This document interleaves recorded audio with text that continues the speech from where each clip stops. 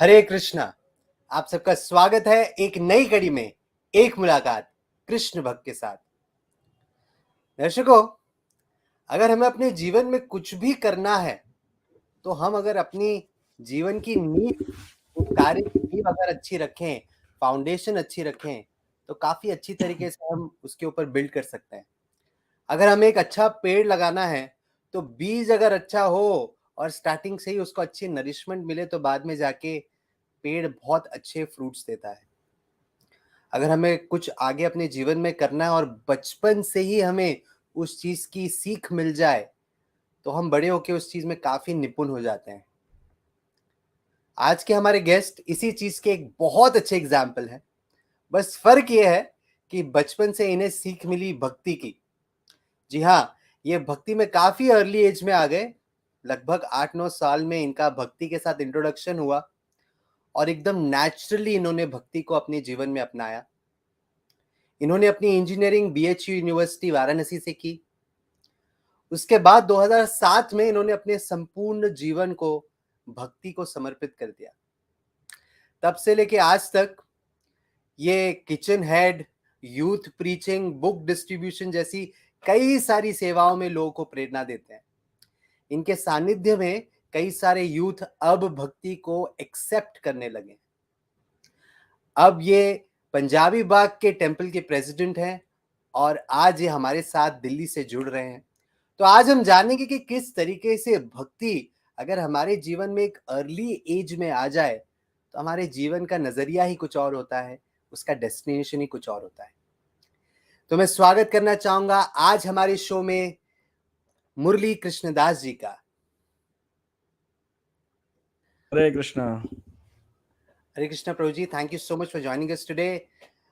लगता है दिल्ली में काफ़ी ठंड हो गई है। Yes. तो Thank you, Biplab Prabhu. Hare Krishna for inviting me, and Hare my Krishna to all the audience. My pleasure Prabhu ji. तो आगे बढ़ने से पहले मैं चाहूँगा कि आप हमारे दर्शकों को अपने बैकग्राउंड के बारे में कुछ बताइए, अपने परिवार के बारे में कुछ बताइए, अपने अपब्रिंगिंग के बारे में कुछ बताइए। I was born in Delhi. मैं दिल्ली में ही मैं पैदा हुआ था। Although हमारे ट्रेडिशनल रूट्स राजस्थान से हैं और मेरे father was serving in Surya Roshan Limited as a chief accountant और वहीं से उन्होंने ज्वाइन किया और वहीं से ही उन्होंने रिटायरमेंट भी लिया। मेरी दो बड़ी बहनें हैं। My mother was a house wife और मेरी एल्डेस्ट सिस्टर जो हैं she is married in Mumbai और वो she is a company secretary और मेरे जीजा जी चार्टर्ड अकाउंटेंट। मेरे जो सेकंड नंबर के सिस्टर हैं उनकी अभी मैरिज जस्ट नेक्स्ट मंथ है, शेड्यूल्ड है और she has also lot of degrees. She has done fellowship programming in management जो है फ्रॉम IIM अहमदाबाद। और बचपन में हम दिल्ली में ही थे, दिल्ली से ही। और बचपन में when I was 8 years old तभी हम कृष्णा कॉन्शियस से पूरा फैमिली इंट्रोड्यूस हुए और I did my schooling in Delhi and then I prepared for IIT JEE joint entrance examinations. और मेरी सिस्टर भी हमेशा स्कूल में टॉपर थी, दोनों सिस्टर्स। तो सब टीचर यही कहते थे तुम्हारी बहनें इतनी पढ़ाई में अच्छी थी, तुम भी अच्छा होना चाहिए। तो उस स्टेटस को मेंटेन रखने के लिए by Krishna's grace I was also academics में वेरी गुड और 12th में भी I was school topper and then right उसके तुरंत बाद I joined IIT BHU having और chemical engineering I pursued from 2003 to 2007। और कृष्णा कॉन्शियसनेस में हम जुड़े। पूरा बेसिकली हमारा परिवार भक्ति में बचपन से ही, मतलब जब मेरा चाइल्डहुड से ही when I was 8 years old, 8 and half, तब ये मिस्कॉन्स इंट्रोड्यूस हो गए थे।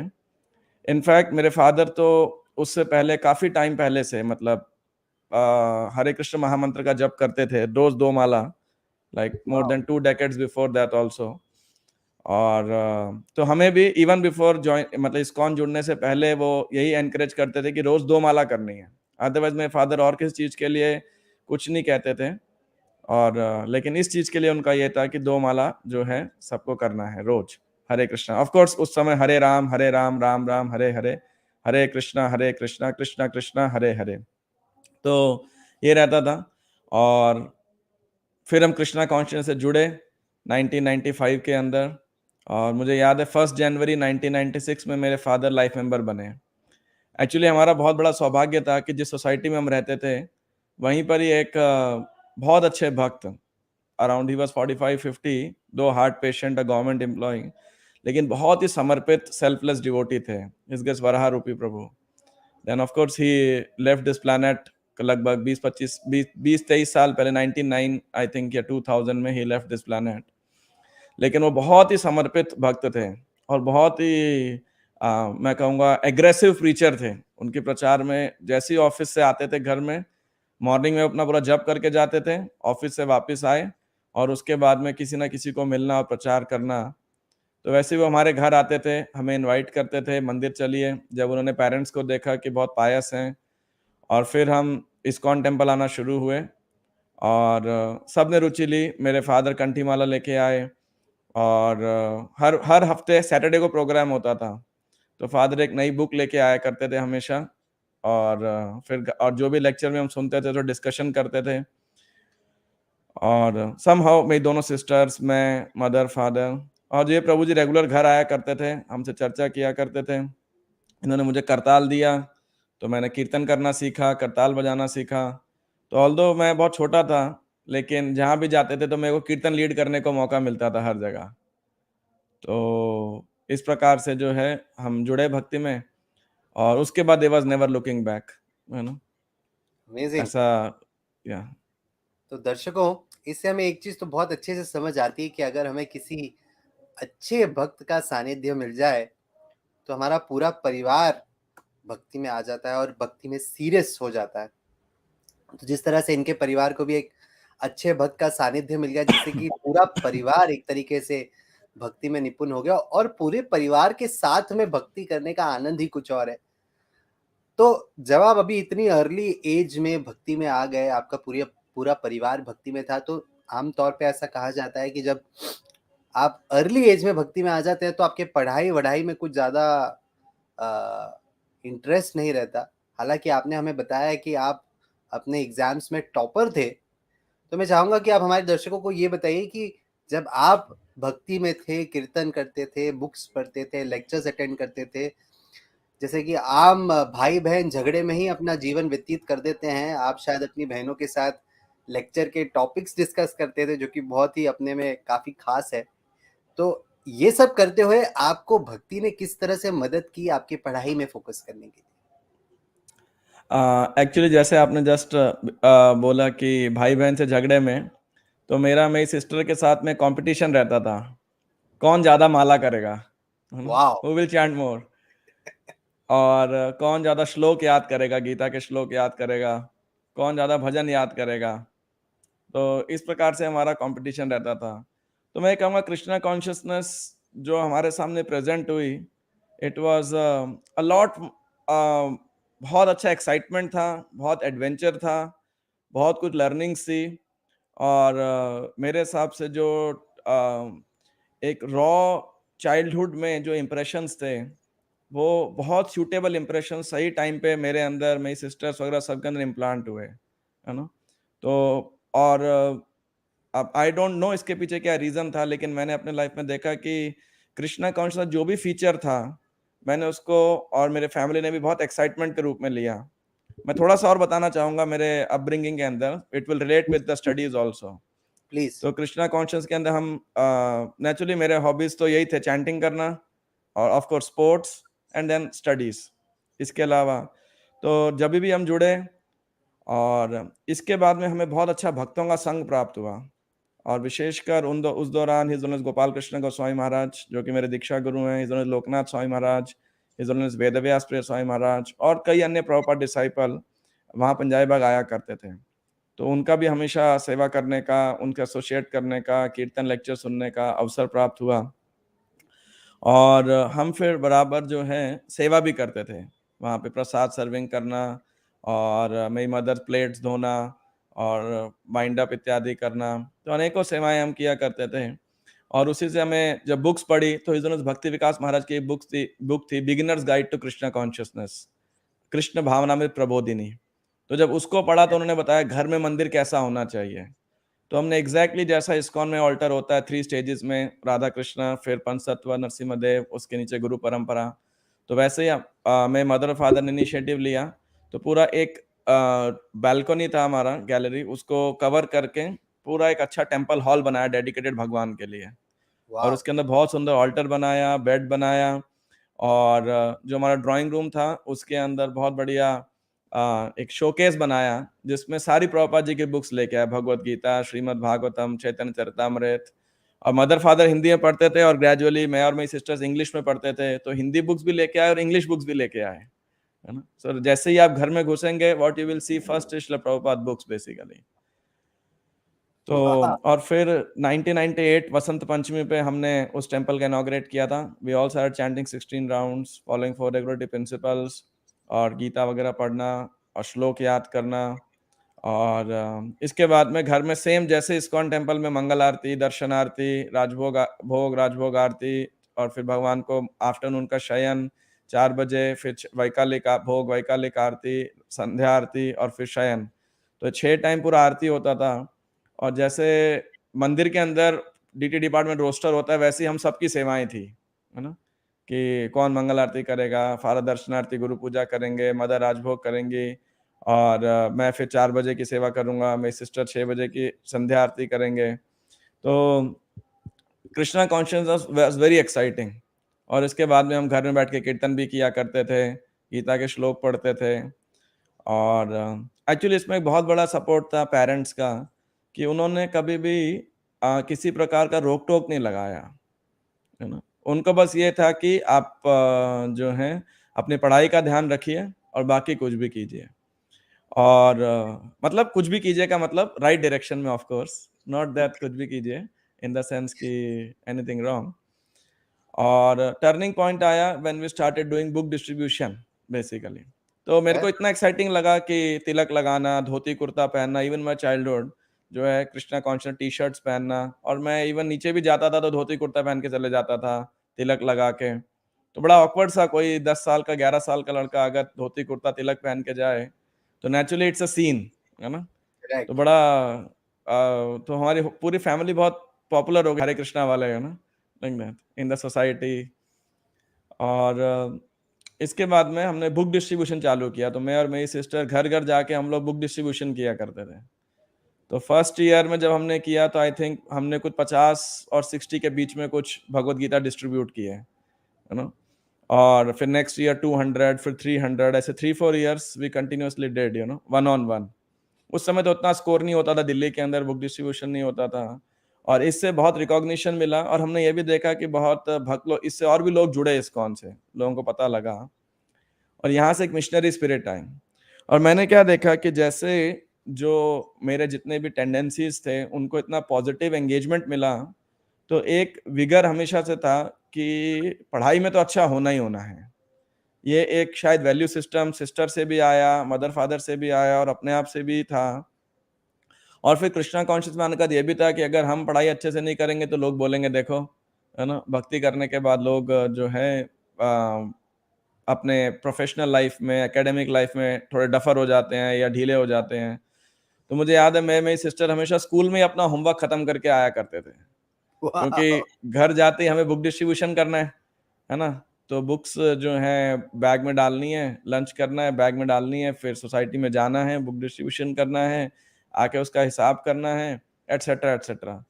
तो स्कूल के अंदर ही मैं अपना सारा होमवर्क जो है लंच ब्रेक में, स्पोर्ट्स पीरियड में, या जहाँ भी मौका लगा, कोशिश यही करता था कि पूरा करके आए। और वीकेंड पे तो और भी ज़्यादा बुक डिस्ट्रीब्यूशन कर सकें। सैटरडे इवनिंग को प्रोग्राम होता तो वहाँ जाना है, तो ऐसे दिसंबर का महीना जाता था। So it was a lot of excitement, lot of adventure, lot of fun. और कृष्णा कॉन्शियसनेस ने पढ़ाई में कैसे हेल्प किया, क्योंकि it made me more responsible, you know, even in childhood, कि नहीं, अगर मुझे अपने मतलब पढ़ाई तो अच्छा करना ही करना है अनडाउटेडली, क्योंकि अगर आप वो नहीं करेंगे तो फिर naturally people will also say, और आप भी सेटिस्फाइड नहीं रहेंगे, यू नो। और मेरा नेचुरल इंक्लिनेशन भी था। एंड देन द एग्जांपल्स हैं हमारे पास स्क्रिप्चर्स के अंदर, Arjuna was the best archer, you know, Yudhishthira व धर्मराज। तो ऐसा कोई ये लोग ये ना कहें कि कृष्ण भक्त बिल्कुल लकीर के फकीर होते हैं, no, like that. So that was another very powerful inspiration. और एक और इंस्पिरेशन मिला कि भगवान की कृपा से his honour Gopal Krishna Goswami Maharaj was very merciful on me हमेशा से। तो 2000 के अंदर महाराज दीक्षा दे रहे थे, तो उन्होंने बोला, मेरे पेरेंट्स को अप्रोच किया कि आप लोग दीक्षा लो। तो I got initiated at the age of 13 in January 2000 along with my father, और my mother got initiated 1 year later। तो जब मैं 13 साल का था तब महाराज ने मुझे दीक्षा दिया और तब ये नाम दिया मुरली कृष्णदास। तो ऑल थ्रू आउट महाराज का एक स्पेशल पर्सनल जो है सिग्निफिकेंट कंट्रीब्यूशन रहा है मेरे लाइफ में, लाइफ के डिसीजंस के अंदर एंड सो फोर्थ। अमेजिंग। दर्शकों, इससे हमें एक चीज जरूर मालूम पड़ती है कि अगर हम अपने जीवन में कुछ भी कर रहे हो, अगर हम भक्ति में आते हैं, हम उसके प्रति और रिस्पॉन्सिबल हो जाते हैं। क्योंकि भक्ति का मतलब कुछ छोड़ना नहीं होता। भक्ति का मतलब होता है कि हम जो भी अपने जीवन में कर रहे हैं उसे भक्ति के साथ जोड़ दें, और जो भी हम कर रहे हैं उसमें काफी अच्छे से निपुण होके रिस्पॉन्सिबिलिटी से उसको करें, ताकि हम एक अच्छा उदाहरण सेट करें। तो आगे बढ़ते हुए प्रभु जी, जब आप अभी बच्चे थे, चलिए बहुत अच्छा है, बड़े मासूम रहते हैं। जो हम माँ बाप हमें सिखाते हैं, जो हमें सीखते हैं, हम उस चीज़ पे काफ़ी आसानी से हम आज्ञा मान पाते हैं। पर जब हम थोड़ा बड़े हो जाते हैं तो हमें काफ़ी अपनी समझ आ जाती है, और आम तौर से हमारी खुद की समझ इतनी अच्छी होती नहीं है। तो जब आप कॉलेज डेज में चले गए, जब आप कॉलेज में अपनी इंजीनियरिंग कर रहे थे, तब वहाँ सब लोग तो भक्ति नहीं करते। आम तौर से हमारे जो दोस्त होते हैं, कॉलेज का मतलब ही ये होता है कि चलिए थोड़ी ज़िंदगी हम एन्जॉय करेंगे, थोड़ी मस्ती करेंगे। तो जब आप कॉलेज डेज़ में थे, आप 13 साल की उम्र से भक्ति में काफ़ी सीरियस हो चुके थे, अब आप कॉलेज जा रहे हैं, इंजीनियरिंग कर रहे हैं। तो आपने अपने पीयर जो प्रेशर होता है उसको किस तरह से मैनेज किया? क्योंकि बहुत आसान होता है हमारे लिए भक्ति करना जब सब भक्त हैं, और जब हमारे आजू-बाजू कोई भक्त है नहीं, तो भक्ति करना और उस माहौल में रहना काफ़ी डिफ़िकल्ट होता है। तो मैं चाहूँगा कि आप हमारे दर्शकों को अपने एक्सपीरियंस के बारे में कुछ बताइए। मेरा कृष्णा कॉन्शियसनेस कॉलेज लाइफ सबसे बेस्ट लाइफ रहा। वाओ! आपने जैसे कहा था कि मस्ती करते हैं लोग कॉलेज के अंदर, लेकिन जितना एडवेंचर मैंने किया कॉलेज लाइफ में, आई डोंट थिंक किसी और ने किया होगा, है ना। I still miss my BHU days, frankly speaking, है ना। और उसके बहुत सारे कारण हैं, क्योंकि जैसे ही मैं गया, मेरे को एक सबसे पहला रियलाइजेशन ये हुआ कॉलेज में जा कर के कि मेरे ऊपर बहुत स्पेशल कृपा थी भगवान की और वैष्णवों की और स्पेशली महाराज की। क्योंकि उस टफ कंडीशन के अंदर 2 साल तो मैंने बहुत मेहनत किया। 11th और 12th में जब मैं था, तो I work very hard for preparation, और जो है, लेकिन नेक्स्ट क्या हुआ कि जब मैं कॉलेज में घुसा, तो अभी तक मैं बहुत ही प्रोटेक्टेड प्योर एनवायरनमेंट में था। करेक्ट। लेकिन जैसे ही मैं कॉलेज में गया, तो I was exposed to the whole world, away from parents, away from devotees. और फॉर्चुनेटली एक बहुत ही अच्छा रहा कि वहाँ पे टेम्पल था, इस्कॉन टेम्पल था। तो सबसे पहले हम गए वहाँ टेम्पल, लेकिन वो टेम्पल बिल्कुल ही, मतलब कह सकते हैं, बहुत ही कम डिवोटीज थे, बिगिनिंग के स्टेजेस थे, प्रिमिटिव टेम्पल था। लेकिन अब सबसे पहला इशू एक डिवोटी के लिए, इनिशिएटेड डिवोटी के लिए, वो है प्रसाद। करेक्ट। तो अब यहाँ पे बहुत चैलेंज आया मुझे, और मुझे अपने पैरों पे खड़े होने का मौका लगा। तो जब ये एक्सपोज हुआ, तो मैंने देखा, सबसे पहले मैं रियलाइज कर पाया कि यदि मैं इनिशिएटेड नहीं होता, तो शायद मुझे ऑनियन गार्लिक पे कॉम्प्रोमाइज मैं भी कर लेता, शायद। और जब मैंने 11th-12th के दौरान जेई की प्रिपरेशन कर रहा था, अगर इनिशिएशन नहीं होती, तो शायद मैं 16 राउंड्स पे जरूर कॉम्प्रोमाइज करता, शायद। तो मुझे ये लगा कि बहुत विशेष कृपा मेरे ऊपर हुई कि मैं बहुत प्रोटेक्टेड हूँ, even though I am away.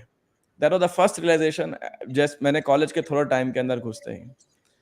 फिर भगवान का अरेंजमेंट, क्योंकि मंदिर उतना बड़ा नहीं था, तो वहाँ पे भक्तों ने मेरी बड़ी मदद की। तो मेरा प्रसाद वहाँ एक टिफिन वाला लगाया हमने, टेम्पल से लेके आता था। तो टेम्पल में प्रसाद बनता था और वो मेरे हॉस्टल में आता था। तो मेरे फ्रेंड्स बिल्कुल सरप्राइजिंग कि भाई मेस में नहीं खाता ये हमारे साथ में। तो फर्स्ट ईयर के फर्स्ट मंथ के अंदर मैं इतना फेमस हो चुका था अपने पूरे कॉलेज में। देयर वर 11 ब्रांचेस, 4 इयर्स, है ना। तो कि दिल्ली से कोई संत आया है। Wow! So because normally Delhiites means बहुत ज्यादा they are like outgoing, dashing, etc. Correct. लेकिन यहाँ पर बिल्कुल विपरीत उसके। और तो लोग पूछते थे भाई, तो और रूम के अंदर ऑल्टर मैंने लगा के रखा था, भागवतम थी, है ना, और प्रसाद बाहर से आता था। तो और सुबह सुबह उठ के मैं जप करता था। लेकिन विदाउट एसोसिएशन तो आप ज्यादा दिन नहीं चल सकते हैं। तो Correct. मेरे को एक बड़ा सौभाग्य हुआ, जस्ट हमारे कॉलेज से may be less than half a kilometre, मतलब 250 मीटर की दूरी पे वहां पे विश्वनाथ मंदिर है शिव जी का। Okay. तो मैं हर सुबह उठ करके वहीं जाता था चैंटिंग करने के लिए। बिफोर कॉलेज 8 बजे शुरू होता था, तो मैं 4:30-5 बजे उठ के स्नान वगैरह करके 5:30 5:15 जैसे भी तैयार हो गया, और मैं कॉलेज जाता था, कॉलेज कह रहा हूँ, मंदिर जाता था, वहां बैठ के जप किया करता था। तो मैं शिवजी से बहुत प्रार्थना करता था कि आ वैष्णवानाम यथा Shambhu, you are the top most Vaishnava, please help me to give devotee association. तो मैंने देखा कि वहाँ पे मेरा चैंटिंग बहुत डिपेंडेंट भगवान पे रहता था, बहुत प्रेयरफुल रहता था। और तब मैं सेकेंड रियलाइजेशन जो मुझे आया वो डिवोटी एसोसिएशन की इंपॉर्टेंस, क्योंकि otherwise material familiarity breeds contempt, है ना। जब हम भक्तों के साथ रहते हैं तो कई बारी थोड़ा सा लाइटली ले लेते हैं उन्हें, उस चीज़ की कदर नहीं होती हमें, जैसे बोलते हैं ना, घर की मुर्गी दाल बराबर। लेकिन अभी दूसरा था, तो I was very desperate. Then a third realisation that prayers go up, blessings come down. तो इमीडिएटली इतना स्ट्रॉन्ग रेसिप्रोकेशन हुआ भगवान का कि मुझे याद है 28 जुलाई आई लैंडेड इन वाराणसी, मतलब आई एंटर्ड BHU कॉलेज।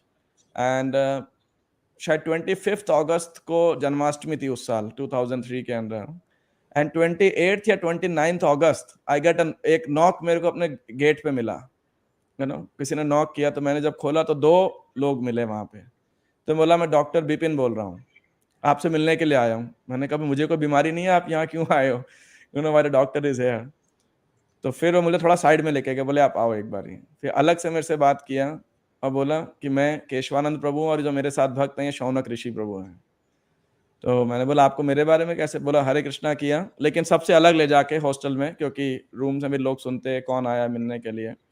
और फिर उन्होंने अपना इंट्रोडक्शन दिया मुझे और बोला ऐसे ऐसे हम इस्कॉन पूना से आए हैं, और इस्कॉन वाराणसी से आपका हमें पता लगा कि ऐसे ऐसे BHU में कोई ITBHU के अंदर कोई डिवोटी हैं, तो हम आपसे मिलने के लिए आए हैं। और फिर उन्होंने पास में एक हॉस्पिटल में जॉब लिया, और बाजू में एक हॉस्टल के बिल्कुल मतलब जस्ट आउटसाइड द कॉलेज एक रूम लिया, और then the life became very adventurous. फिर उन्होंने और डिवोट स्टूडेंट्स को प्रचार करना चालू किया। एंड इससे मेरा इतना कन्विक्शन बढ़ा कि कृष्णा कॉन्शियसनेस में आप कहीं भी हो, आप फुल्ली प्रोटेक्टेड हो, है ना। तो and that made be that Krishna is really the most powerful personality, most loving personality. और इस जो द्वंद्व के जीवन में, एक तरफ हॉस्टल लाइफ, एकेडमिक लाइफ का प्रेशर, और यहाँ पे डिवोशनल लाइफ। और होता क्या था कि बहुत बारी टेम्पल से प्रसाद नहीं आता था, कई बारी वो लड़का नहीं पहुंचा, तो कई बारी जब वो पहुंचा प्रसाद खत्म हो गया, कभी किसी ने डिवोटी सेव करना भूल गए, तो quite a lot of time जो है थोड़ा फास्टिंग करना पड़ जाता था। So I used to purchase bananas, fruits या नियर बाय कुछ भी। तो हेल्थ वाइज भी डिफिकल्टी आने लगा। लेकिन फॉर्चुनेटली प्रभु जी का जो रूम था पास में था, तो उन्होंने प्रचार करना चालू किया। फिर मैं सुबह थोड़ा जप करना उनके साथ चालू किया। एक चाबी उन्होंने मुझे दे दी, अब बोले आपको प्रसाद के लिए इतना स्ट्रगल रहता है, आप आओ कुकिंग सीखो। Wow! तो अब उनका सेटअप था। तो और दूसरा एक सबसे बड़ा एडवांटेज क्या हुआ, उनके रूम में मृदंग था, और मुझे वैष्णव भजन और मृदंग बजाने का बहुत शौक था, सीखना था। तो अभी तक मेरे पास घर में मृदंग नहीं था, तो मैं घर में ऐसे ही कुछ कुछ टेबल बजा के कुछ कुछ बजा के थोड़ा बहुत प्रैक्टिस कर लिया, ऐसे ही हाथ पैर मार लिया। लेकिन वहां जब मृदंग मिला, तो अब मेरे लिए जो मतलब मेरा हॉबी कह सकते हैं वो मिल गया। और प्रभु जी तो हॉस्पिटल में है अपनी ड्यूटी पे, और मैं उनके रूप में मृदंग बजा रहा हूँ और भजन गा रहा हूँ, मृदंग का प्रैक्टिस कर रहा हूँ। और फिर उन्होंने कुकिंग सिखाया 2-3 बारी, तो मैं कटिंग में हेल्प करता था। फिर उन्हें छौंक लगाना, बर्तन धोना, और सही कई तरह सिखाया। और फिर उनके एब्सेंस से मैंने एक्सपेरिमेंट किया, 2-4 बारी फेल हुआ, 2-4 बारी फिर उसके बाद बहुत अच्छा बनने लगा। तो एक कुकिंग एक और जो है स्किल्स या उसके लिस्ट के अंदर ऐड ऑन हो गया, और वो एक बहुत बढ़िया एडवेंचर रहा मेरे लिए। डिफरेंट डिफरेंट आइटम सीखना, कुकिंग करना। और वो बहुत अच्छे टीचर थे, तो कुकिंग सिखाते थे और साथ में बताते थे। प्रभुपाद के बहुत सारे पास टाइम बताते थे प्रभुपाद जी के कुकिंग से रिलेटेड, कि कैसे प्रभुपाद 45 मिनट्स के अंदर प्रभुपाद ये कुकिंग कर लेते थे। तो एक हमेशा जो है एंथुसियाज्म बना रहता कि अब और कुछ सीखना है, और कुछ सीखना है। And then by the time second semester came, तो एक बहुत एक्साइटिंग थिंग हुआ, वो था कि अब प्रभु जी ने जिन लोगों को प्रीचिंग किया था, तो they started taking some interest. और अब मैं भी जब सेकंड सेमेस्टर में आ गया तो और कॉन्फिडेंट हो गया। I also started going for preaching to different hostel, registering friends etcetera. और ये एक तीसरा सुपर एडवेंचर जो रहा कि नई जगह में जाके प्रचार करना। और जब यहाँ पे किया तो बहुत सारी सफलताएं मिली, बहुत सारे एडवेंचर हुए, परमिशंस लेने पड़े टीचर से, हॉस्टल से, कॉलेजेस के अंदर। तो पूरा माइंड एब्जॉर्ब हो गया उसके अंदर, है ना। एंड यहाँ पे एक बहुत सॉलिड रियलाइजेशन हुआ, वो था प्रभुपाद जी का। कि श्रील प्रभुपाद जब वेस्ट में गए थे, तो किस प्रकार से उनको अकेले सिंगल हैंडली प्रचार करने में कितना स्ट्रगल आया होगा। तो that closeness, that adventure, that reciprocation जो प्रीचिंग में मुझे प्राप्त हुआ, मैं कहूँगा that was the best part. और ये पूरा कंटिन्यू हुआ all my next 3 years in the college. और मतलब I can not tell you how many experiences, how many experiments, how many adventures we had. It was just indescribable, है ना, जो वो रियलाइजेशन है, जो मेमोरीज है मेरे पास में। एंड उसमें सबसे बढ़िया पार्ट था कृष्णा का रेसिप्रोकेशन, है ना। आई कुड सी क्लियरली कि किस प्रकार वैष्णव की कृपा से, कृष्ण की कृपा से, जब अकेले स्ट्रगल करने का, जो सेल्फ को मैनेज करने का जो एक्सपीरियंस रहा, डिसीजन मेकिंग का, वो एक बहुत इंपॉर्टेंट माइलस्टोन था मेरे लाइफ के अंदर। कि आने वाले फ्यूचर स्ट्रगल्स या फ्यूचर चैलेंजेस को फेस करने के लिए, अगर वो फेज मेरे जीवन में नहीं आया होता, तो मैं बहुत क्लियरली अपने आप को रिलेट कर पा रहा था कि समहाउ कि मैं आगे फ्यूचर के अंदर ये सारे एक्सपीरियंस मुझे बहुत काम आने वाले हैं। क्योंकि जो जो मुझे एक्सपीरियंस होते जा रहे थे, मैं रिलेट कर पा रहा था श्रील प्रभुपाद के जीवन से। कि देखिए फ्यूचर में प्रभुपाद किस प्रकार से कुकिंग करते थे, प्रभुपाद किस प्रकार कीर्तन करते थे, किस प्रकार प्रभुपाद बुक डिस्ट्रीब्यूशन करते थे, बुक्स लिखा करते थे, कैसे लोगों को कल्टीवेट किया करते थे। तो मैंने कहा फ्यूचर में मुझे भी यही ऐसा ही करना है। और वहाँ पे मुझे बहुत अच्छे भक्तों का संग प्राप्त हुआ, बहुत ही वाइब्रेंट, बहुत ही डेडिकेटेड और बहुत फिलोसॉफिकल माइंडेड। और वहाँ पे मैंने लेक्चर्स देना चालू किया, लेक्चर प्रिपरेशन चालू किया। और मैं कहूँगा सबसे बेस्ट फर्स्ट क्लास ट्रेनिंग मुझे प्राप्त हुआ वहाँ पे कृष्णा कॉन्शियसनेस के अंदर। Be it kirtan, be it management, be it Vaishnava dealings, be it academic life. In fact हमारा इतना बड़ा ग्रुप, अगर जब मैं ग्रेजुएट हुआ, so we had 35 more than 35 16 rounders in the college. Wow. So we had a big group, we had a big group. और in fact उस समय हम बेस बोलते थे अपने उसको, Bhaktivedanta academy for cultural education. तो हमारा ऐसा नाम था कि ऑल बेसियंस आर टॉपर्स, ऐसा था, यू नो। कि Wow. जितने भी थे we were all toppers, you know, at least within rank first rank 5, मतलब we were all our branches के अंदर। तो लोग भी सब हैरान थे, कह रहे तुम लोग करते क्या हो, ये समझ नहीं आया, बस पढ़ाई में बहुत बढ़िया हो। Amazing. That's how. तो दर्शकों, इससे हमें एक चीज समझ आती है कि हमारे जीवन में अगर हम भगवान के प्रति, भगवान की सेवा करने के प्रति, भगवान की भक्ति करने के प्रति सिर्फ एक कदम भी लें, तो भगवान आगे से 99 कदम लेने के लिए तैयार बैठे हैं। वो हर चीज हमें प्रोवाइड करते हैं जो हमारे पास नहीं होती, और वो हर चीज प्रोटेक्ट करते हैं जो हमारे पास होती है। ऐसे हालातों में जहाँ पे कि भक्तों की संगति मिलना बहुत मुश्किल था, वहां भक्त ही बन गए इनके। जाते जाते जहाँ जब ये गए थे तो ये सिर्फ एक ही थे, जाते जाते इतने सारे भक्त हो गए।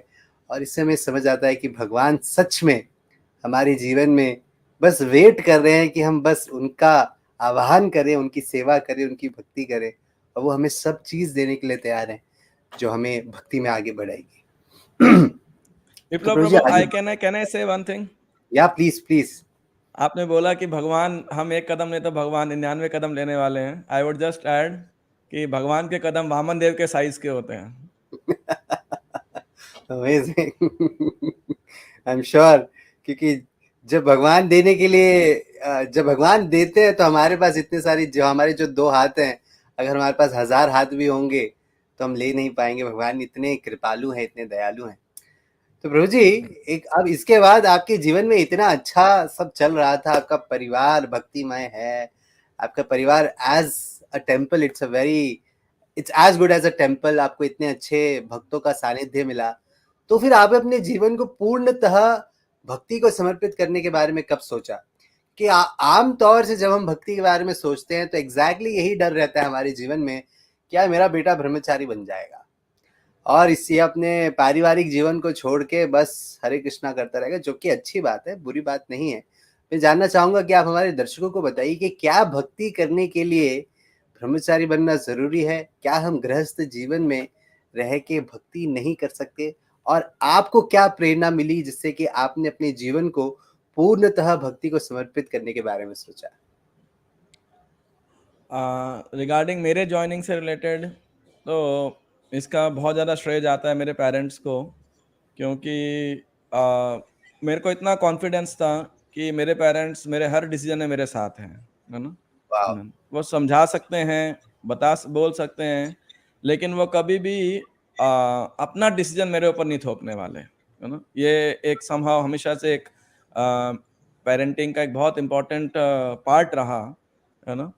तो ये कॉन्फिडेंस था।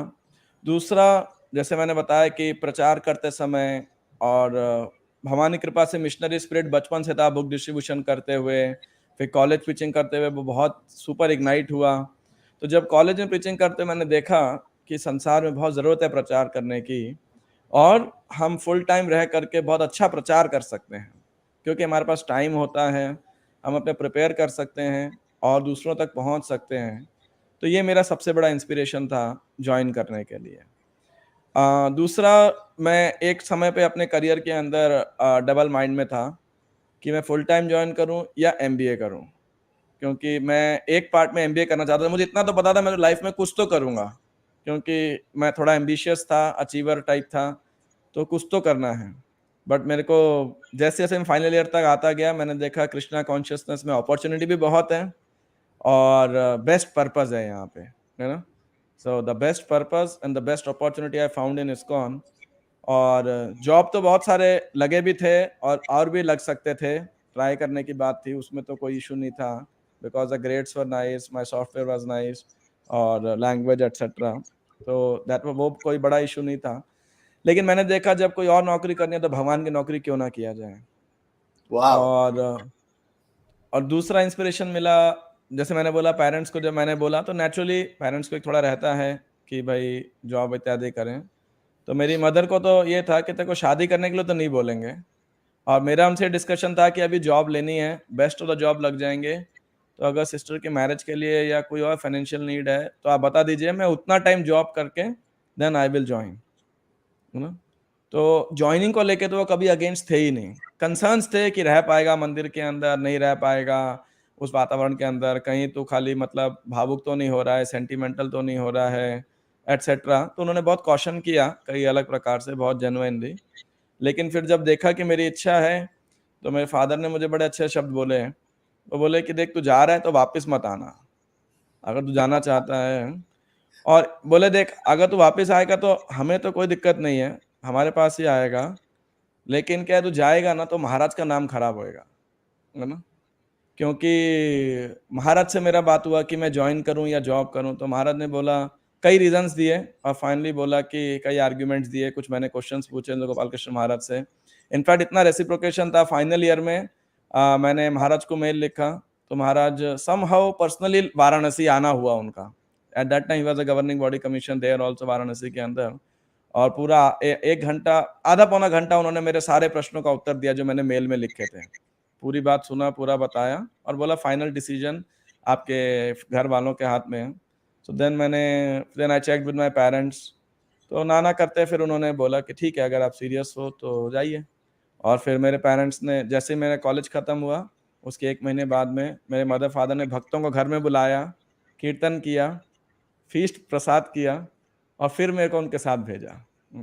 वाह! तो सो that was a very special. इस तरीके से आप जैसे आप बोले जॉइनिंग में, तो मुझे घर से हमेशा पूरा सपोर्ट था हर प्रकार से। तो ये एक बहुत बड़ा जो पेरेंटिंग का, जो मैं कहूँगा, जो अपब्रिंगिंग का वो कॉन्फिडेंस लेवल जो होता है, वो बच्चों में घर से आता है है ना? करेक्ट। कि तो इसके लिए मैं अपने माता-पिता का बहुत आभारी हूँ कि कभी भी उन्होंने किसी भी चीज़ का दबाव नहीं डाला हमारे ऊपर कि ये करना है, ये नहीं करना है।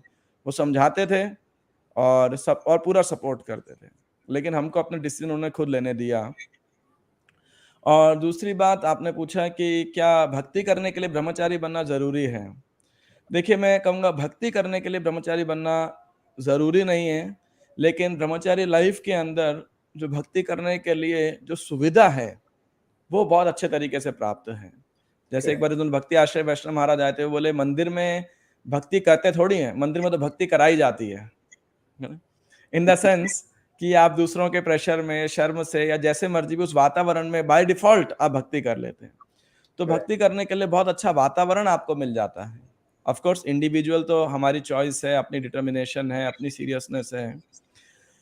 लेकिन जो ब्रह्मचर्य आश्रम के अंदर सबसे जो सुविधा प्राप्त होती है, वो है प्रचार करने की, यू नो और मिशनरी लाइफ को रिलीज करने के लिए, उसको दूसरों को बाँटने के लिए, जो आप मिशन में कंट्रीब्यूट कर सकते हैं, सिर्फ़ इसीलिए क्योंकि आपका समय है। ऐसा नहीं करेक्ट। कि ब्रह्मचारीज़ सुपीरियर हैं, गृहस्थ devotees inferior, not in that sense. सिर्फ सबसे बड़ी फैसिलिटी आपको क्या मिलती है? Association, environment and biggest thing is time, है ना? तो जो वो टाइम मिलता है, ऑफ कोर्स उस टाइम को यूटिलाइज़ करना हमारे हाथ के अंदर है अगेन।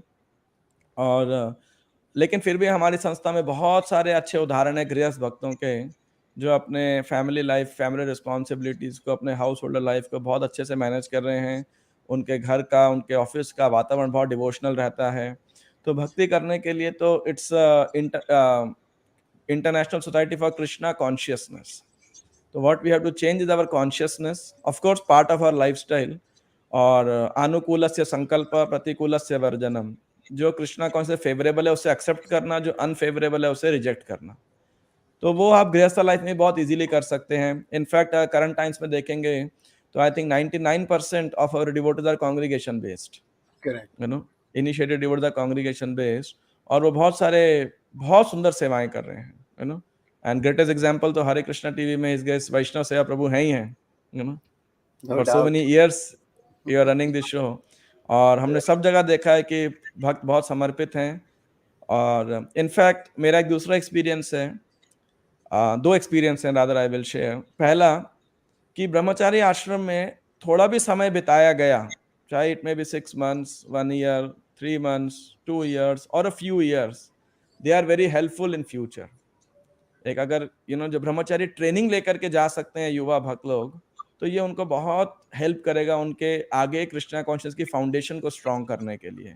रेगुलेटरी प्रिंसिपल्स को फॉलो कर पाना, समस्याओं को डील कर पाना, और towards the end of their professional life it will give them a direction when to retire and what to do while retirement, क्योंकि उनको इनिशियल स्टेज में वो एक्सपीरियंस प्राप्त हुआ है of doing things in Krishna consciousness.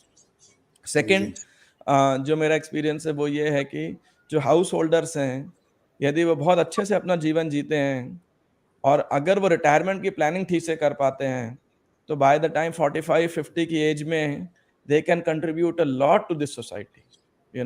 वानप्रस्थ devotees, prabhu ji and mata ji together, तो एक हमारी सोसाइटी को बहुत अच्छे से बैलेंस करने में वो योगदान दे सकते हैं एट दैट एज। अमेजिंग। तो दर्शकों, आप अगर कहीं आम तौर से देखेंगे तो हर माता पिता चाहते हैं कि हमारा बेटा इंजीनियर बने, डॉक्टर बने। पर हमारे संसार को, हमारे सोसाइटी को ऐसे माता पिता चाहिए जो अपने बेटे को ब्रह्मचारी और भक्ति के प्रचार में लगाने के लिए अग्रज हो। तो ये एक बहुत अच्छा उदाहरण है और मैं आशा करूँगा कि ऐसे माता पिता और ऐसी प्रेरणा काफ़ी लोग लें, जिससे कि हमारे हमारे सोसाइटी में इंजीनियर डॉक्टर अब बहुत हो गए, उनकी अब कमी नहीं रही। पर हमें हमें प्रचारक चाहिए, हमें ब्रह्मचारी चाहिए जो कि इस सोसाइटी को बैलेंस कर सके और हमें भक्ति का सही मतलब बता सके। तो प्रभु जी, आगे बढ़ते हुए जब आप अभी ब्रह्मचारी आश्रम में आए, आप काफ़ी सारी सेवाएँ कर रहे थे। आपने बुक डिस्ट्रीब्यूशन तो आप बचपन से कर रहे थे। आपने यूथ प्रीचिंग में काफ़ी यूथ्स को आपने प्रेरणा दी। आजकल यूथ का मामला काफ़ी डामाडोल है। भक्ति is not very cool for them, क्योंकि भक्ति एक काफ़ी पौराणिक चीज़ है, इसलिए उनको इतनी आकर्षित नहीं करती। और आप काफ़ी सारे यूथ्स को प्रेरणा दे पाते हैं, आकर्षित कर पाते हैं भक्ति के लिए। तो मैं चाहूँगा कि आप हमारे दर्शकों को बताइए कि किस तरीके से एक यूथ जो वर्ग है, भक्ति में आ सकता है और उससे किस तरीके से अपने जीवन को सफल बना सकता है? प्रेजेंट टाइम में आप बिल्कुल ठीक कह रहे हैं विप्लव प्रभु कि एक तरफ इतने सारे अल्यूरमेंट्स हैं और इतने सारे स्ट्रगल्स हैं लाइफ के अंदर कि या तो यूथ्स इनसिक्योरिटी में फंसे हुए हैं, करियर, फैमिली इत्यादि को लेकर के, और ऑन द अदर साइड जो है उनके एम्बिशंस फुलफिल नहीं हो रहे हैं, और अदर साइड जो वो अलग अलग प्रकार के एडिक्शंस हैं, you know, whether it's addiction to social media, it's addiction to drugs, या intoxication, या addiction to fashion. तो स्वाभाविक है भक्ति बहुत ही कह सकते हैं प्रिमिटिव बायगॉन एजेस की एक प्रैक्टिस लगती है कि ये क्या है, but thanks to Amogh Lila Prabhu and many other youth preachers today कि, और जो बड़ा भगवत गीता सबसे बिगेस्ट भगवता लॉन्च हुआ, तो Gita has become a big brand name, you know. अब एक बहुत इंपॉर्टेंट जो यूथ्स को अट्रैक्ट करने के लिए, बी इट बॉयज और girls, is our cultural presentation, कि अगर सही प्रकार से हम फिलॉसफी को प्रेजेंट कर सकें, क्योंकि मॉडर्न यूथ बहुत इनक्विजिटिव भी है because they have access to social media. तो आज हर प्रकार के, in fact you go to doctor, doctor बोलते हैं कि उनके प्रिस्क्रिप्शन लिखने से पहले पेशेंट बताता है डॉक्टर आप ये दवाई लिखने वाले हो, क्योंकि वो सारे सिम्टम्स को गूगल करके रखे होते हैं, उनको एग्जैक्टली पता होता है कि इस मेडिसिन में क्या होने वाला है। तो इनफैक्ट हमारा भी एक्सपीरियंस है, सेमिनार दे रहे होते हैं, लेक्चर दे रहे होते हैं, और लोग गूगल कर रहे होते हैं जो हम बोल रहे होते हैं, है ना, टू क्रॉस चेक इट। तो 10 साल पहले ये कल्चर नहीं था, तब स्मार्टफोन्स नहीं थे। तो 10 साल पहले जो एक एक्सपर्टीज चाहिए था प्रीचर को, वो था जब आप सेमिनार दे रहे हैं कॉलेज के अंदर कहीं पर, कि कैसे हुटिंग को रुकवा सकते हैं, शाउटिंग को रुकवा सकते हैं, यू नो, और लोग इस प्रकार से क्लास अटेंड में अपनी अटेंशन पाना चाहते थे, दूसरों को डिस्ट्रैक्ट करना चाहते थे। लेकिन आज क्या है, अटेंशन ही नहीं है, बिकॉज आप कुछ बोल रहे हैं तो तुरंत लोग गूगल कर रहे हैं अपने मोबाइल के ऊपर। तो एक first of all a very important content of a presentation, you know, जब हम लोगों को बताएं, हमारा फिलोसॉफी का प्रेजेंटेशन जो कंटेंट वाइज है वो बहुत अच्छा होना चाहिए। दूसरा, उसकी प्रेजेंटेशन स्किल्स भी बहुत अच्छे होने चाहिए। वी कांट गो नो कि it we have to present it very nicely using graphics, whether on social media या इवन पर्सनल लेवल पे भी, voice modulations etcetera, if devotees can work on their competence level. और तीसरा, जो हमारे आसपास का कल्चर है, उस कल्चर को कि कैसे ये प्रिमिटिव नहीं है, ये बहुत एडवेंचरस है, यू नो, कृष्णा कॉन्शियस का एडवेंचर। स्पेशली भारत में तो बहुत ही सौभाग्य है कि हमारे पास में इतने सारे एडवेंचरस स्पॉट्स हैं, यू नो, हर थोड़ी दूर में जाइए वहाँ पे पवित्र नदियाँ हैं, पवित्र धाम है, पवित्र तीर्थ हैं, पवित्र पर्वत हैं। तो trekking, swimming, you know, kirtan, music and cooking and cuisine and what not, you know. तो कृष्णा कॉन्शियसनेस का ओवरऑल एक्सपीरियंस जब हम दे पाते हैं, लोग रिलिश कर पाते हैं। एंड एक तो these are few things which can attract and retain the youth, you know, to Krishna consciousness. इसके आगे दो चीजें और इंपॉर्टेंट है। एक है प्रीचर्स की अपनी इंटीग्रिटी, उनका अपना character, that we don't just speak philosophy, we try to live the philosophy. जैसे शिला प्रभुपाद जब वेस्ट में गए तो वहां पे लोगों क्या अट्रैक्ट किया, लोग पूछते थे कि आप इस उम्र में अमेरिका क्यों आए, तो बोले to please my spiritual master. अब उनको समझ नहीं आता स्पिरिचुअल मास्टर कौन है, कोई ऐसे किसी की प्रसन्नता के लिए आ सकता है। लेकिन जब उन्होंने भागवतम पढ़ा, प्रभुपाद जी को पढ़ा कि pleasing the spiritual master is the most important duty of a disciple, तो देखा दिस पर्सन ये केवल बुक्स का ऑथर नहीं है, ये व्यक्ति इन बुक्स को जी रहा है। तो जो प्रीचर्स की इंटीग्रिटी है वो बहुत इंपॉर्टेंट है। एंड लास्ट चीज इस विषय पे जो मैं ये कहना चाहूंगा वो ये है कि the Krishna consciousness should not be presented fanatically. Krishna consciousness should make us a better student. Krishna consciousness should make us a better son, a better father, a better mother, a better wife, a better husband, a better employee, a better boss, you know, a better servant. जिस भी field के अंदर हम हों, it should make us better and gradually the best. So if that, लोग ये देखेंगे कि कृष्णा कॉन्शियस बहुत प्रैक्टिकल साइंस है, ये बाधा नहीं है हमारे प्रोफेशनल फैमिली लाइफ के अंदर, हमारे रिलेशनशिप्स के अंदर, rather it makes us a better person altogether in all frames, you know. तो लोगों को बहुत इम्पैक्ट पड़ता है कि नहीं, we should take it. Great. तो दर्शकों, इससे हमें ये समझ आता है कि हमारे जीवन में हमें भक्ति को अब जरूरत है प्रैक्टिकल तरीके से जीने की और अपने जीवन का एक हिस्सा बनाने की। आज तक हम भक्ति को एक इस तरीके की चीज से तुलना करते थे जो कि हमें अपने जीवन में काफी एफर्ट्स देने पड़ेंगे, एक्स्ट्रा टाइम निकालना पड़ेगा, ये अभी हमारे लिए नहीं है, हम बाद में करेंगे। बट अब एक ऐसा समय आ गया है जहाँ पे हमें अपने जीवन में अगर आगे सफल होना है तो हमारे स्पिरिचुअल क्वेश्चन को बढ़ाने की बहुत ज़रूरत है, और ये हमें हेल्प करता है हमारे किसी भी प्रोफेशन में आगे बढ़ने के लिए। तो आगे हम इस चीज़ के बारे में और चर्चा करेंगे, और अब हम बढ़ेंगे हमारे दर्शकों की तरफ से आने वाले प्रश्नों की तरफ, हमारे क्वेश्चन आंसर राउंड की तरफ। तो हाँ दर्शकों, अब समय है आपका लाइव क्वेश्चन आंसर राउंड का। आप अपने क्वेश्चंस अब पूछ सकते हैं। मैं आप सबसे विनती करूंगा कि आप बार बार अपने प्रश्न हमारे लाइव चैट में ना डालिए, हमारा सॉफ्टवेयर आपको ब्लॉक कर देगा। हम पूरी कोशिश करेंगे कि हम जल्द से जल्द ज्यादा से ज्यादा क्वेश्चन ले सके। तो हमारा पहला क्वेश्चन हमारे ऑडियंस की तरफ से, हमारे दर्शकों की तरफ से आ रहा है।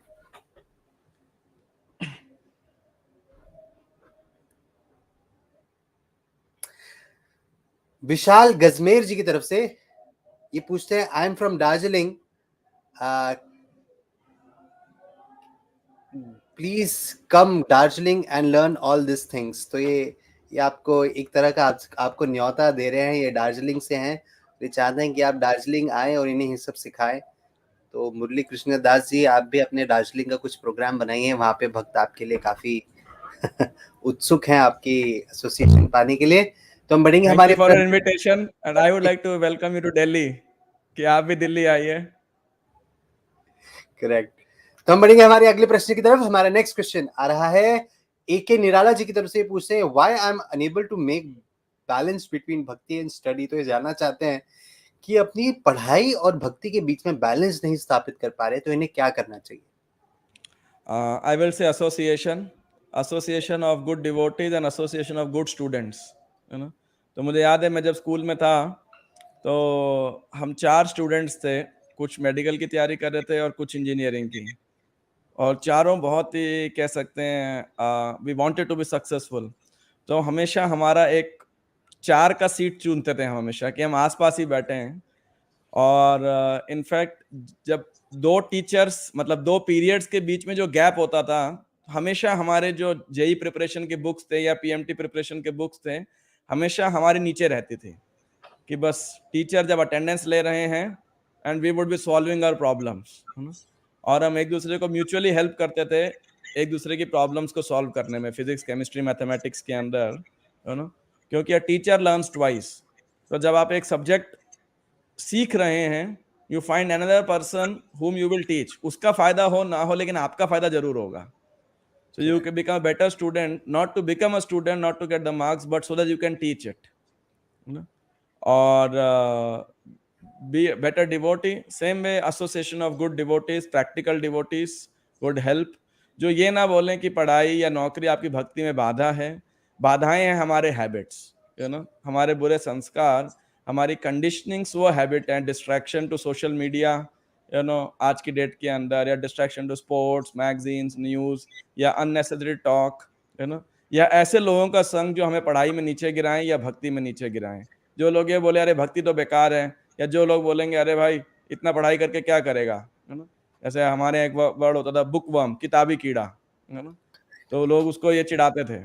तो क्योंकि लोग में चिढ़ाएंगे इसलिए people would not study, you know.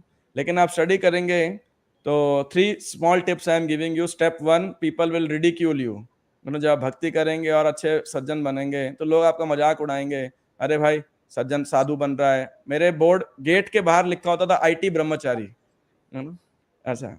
और हमारा एक टेक नेम होता, टेक्निकल नेम होता था कॉलेज के अंदर, मतलब एक तो आपका लीगल नेम है, फिर सर नेम है, आपकी सिटी का नाम है, और चौथा होता था आपका टेक्निकल नेम, है ना। तो जनरली उसके टेक नेम से बुलाया जाता था, है ना? तो मेरा नाम ही यही था, IT सन्यासी, IT ब्रह्मचारी, IT पंडित, है ना।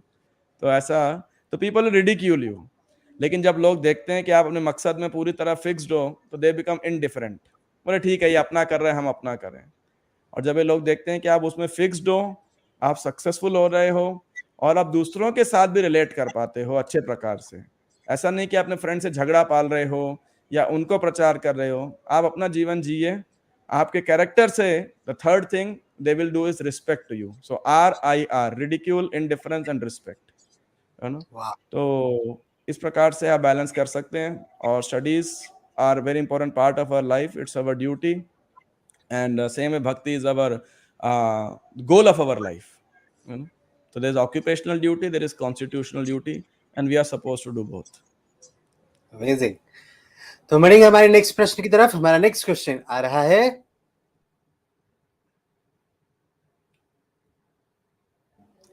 शुभम शर्मा जी की तरफ से। ये पूछते हैं कि if career life goes down after many struggle, Prabhu ji what you do. तो ये जानना चाहते हैं कि अगर इनकी करियर अच्छे से नहीं चल रहा है, इनकी करियर लाइफ अगर नीचे जा रही है और बहुत स्ट्रगल करने के बावजूद भी ये करियर में सफल नहीं हो पा रहे, तो इन्हें क्या करना चाहिए?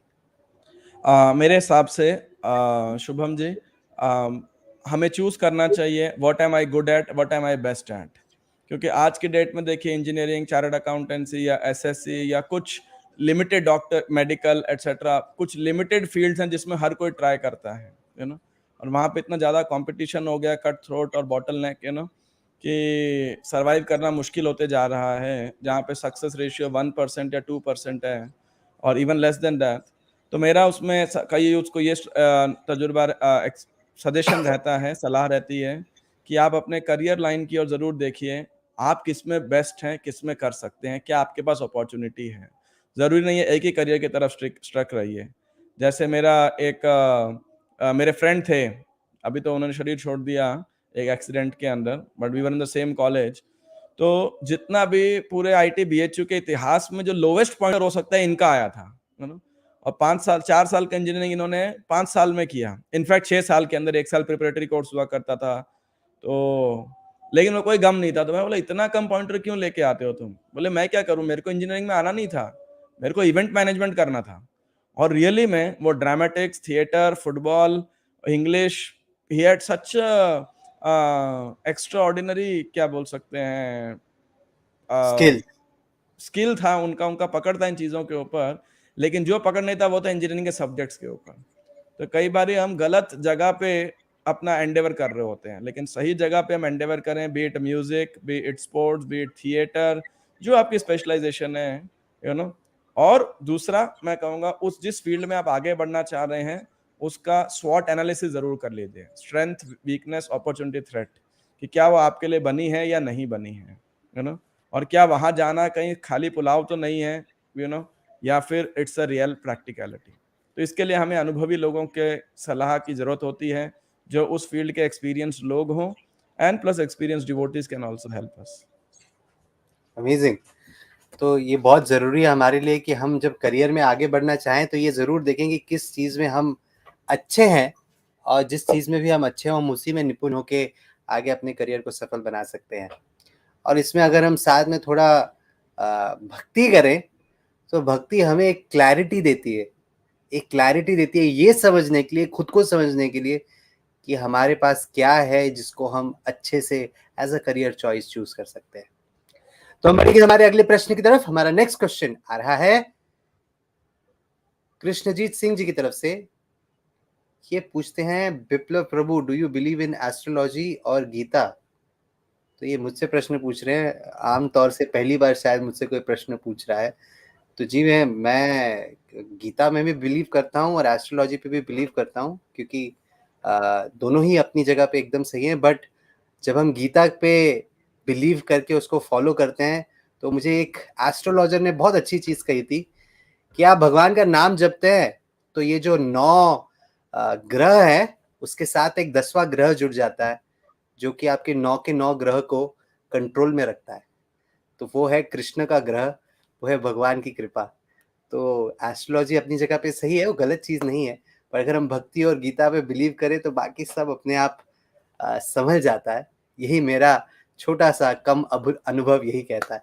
मैं चाहूँगा कि प्रभु जी आप बताइए कि एस्ट्रोलॉजी और गीता किस पे हमें बिलीव करना चाहिए? मुझे तो ये समझ नहीं आ रहा कि क्या वो आपस में कॉन्ट्राडिक्टरी हैं या नहीं। They are not contradictory, they are complementary. Correct, correct, Gita is a philosophy of life. Gita gives us purpose of life कि कैसे हमें जीवन जीना चाहिए। और एस्ट्रोलॉजी अपनी जगह सही है कि एस्ट्रोलॉजी क्या है, बेसिकली हमारे कर्मों की साइंस है ना। करेक्ट, कि जैसे आपने कर्म किए हैं पूर्व जन्म में, इस जन्म के अंदर, वैसा हमको रिएक्शन प्राप्त होगा। एस्ट्रोलॉजी से अगर हमको ये सोचें कि अपने कर्मों को चेंज कर लेंगे, कर्म फल को चेंज कर लेंगे, तो ये तो असंभव है ना। ये असंभव है। एस्ट्रोलॉजी आपको हेल्प कर सकती है कब आपको कौन सा कर्म फल प्राप्त होने वाला है, या किस पुराने कर्म के कारण आपको कर्म फल प्राप्त होने वाला है, तो आप उसे कैसे रेक्टिफाई कर सकते हैं, है ना। और जो रियल एस्ट्रोलॉजर होंगे वो हमेशा आपको हेल्प करेंगे ये बताने के लिए। वो ये नहीं बताएंगे खाली ये ग्रह पहन लो, या ये क्या बोलते हैं अंगूठी डाल लीजिए, या ये मंत्र जाप कर लो। वो आपको ये बताएंगे कि आपके कौन से जो डेमिगॉड्स हैं, या जो कौन से लॉर्डशिप्स हैं, वो आपसे डिस्प्लीज्ड हैं because of your certain activities. तो वो आपके एक्टिविटीज को ठीक करने के लिए आपको बोलेंगे। और one of the subjects in Bhagavad Gita is also karma. ईश्वर, जीव, प्रकृति, काल, कर्म, ये 5 सब्जेक्ट मैटर हैं। तो astrology is science of karma and Gita explains about the science of karma. तो ये तो कॉन्ट्राडिक्टी है ही नहीं। हाँ, जो कॉन्ट्राडिक्टरी हो सकता है, जो आजकल के एस्ट्रोलॉजर्स जो एक्सप्लेनेशन देते हैं, या जिस प्रकार का एक्सप्लेनेशन हमको आजकल प्राप्त होता है, या हाफ नॉलेज इज डेंजरस जिसे बोलते हैं, है ना। तो इसीलिए शायद लग सकता है कि वो कॉन्ट्राडिक्टरी हो। अदरवाइज एज डिवोटीज, ये अलग बात है एस्ट्रोलॉजी को हम कितना यूज करते हैं, ये मैच्योरिटी की बात है, कितना हम यूज करते हैं। जैसे हम अपने लाइफ के अंदर, आप बोल सकते हैं कि आप गीता पे विश्वास करते हो या केमिकल इंजीनियरिंग पे विश्वास करते हो, है ना। तो मेरे से एक बार एक सन्यासी आए थे, उन्होंने पूछा कि okay what was your qualification, I said I did my chemical engineering. बोले can you describe chemical engineering one line. I said sorry. तो he said all chemicals come from Krishna. वाह, सो सो मैं ये कहना चाह रहा हूँ कि मैं केमिकल इंजीनियरिंग में जरूर विश्वास रखता हूँ, और प्लस मैं गीता में विश्वास करता हूँ, जहाँ पे बट हमें पता है कि केमिकल इंजीनियरिंग का जो स्रोत है वो कृष्ण से आने वाला है। तो एस्ट्रोलॉजी के स्रोत कृष्ण है। एस्ट्रोलॉजी तो एक साइंस है ना, एक आर्ट है, एक सब्जेक्ट है, जिसको सीख, जो वैदिक साइंस है basically. It is not at all contradictory to Krishna consciousness. Amazing. तो बढ़ेंगे हमारे अगले प्रश्न की तरफ। हमारा नेक्स्ट क्वेश्चन आ रहा है,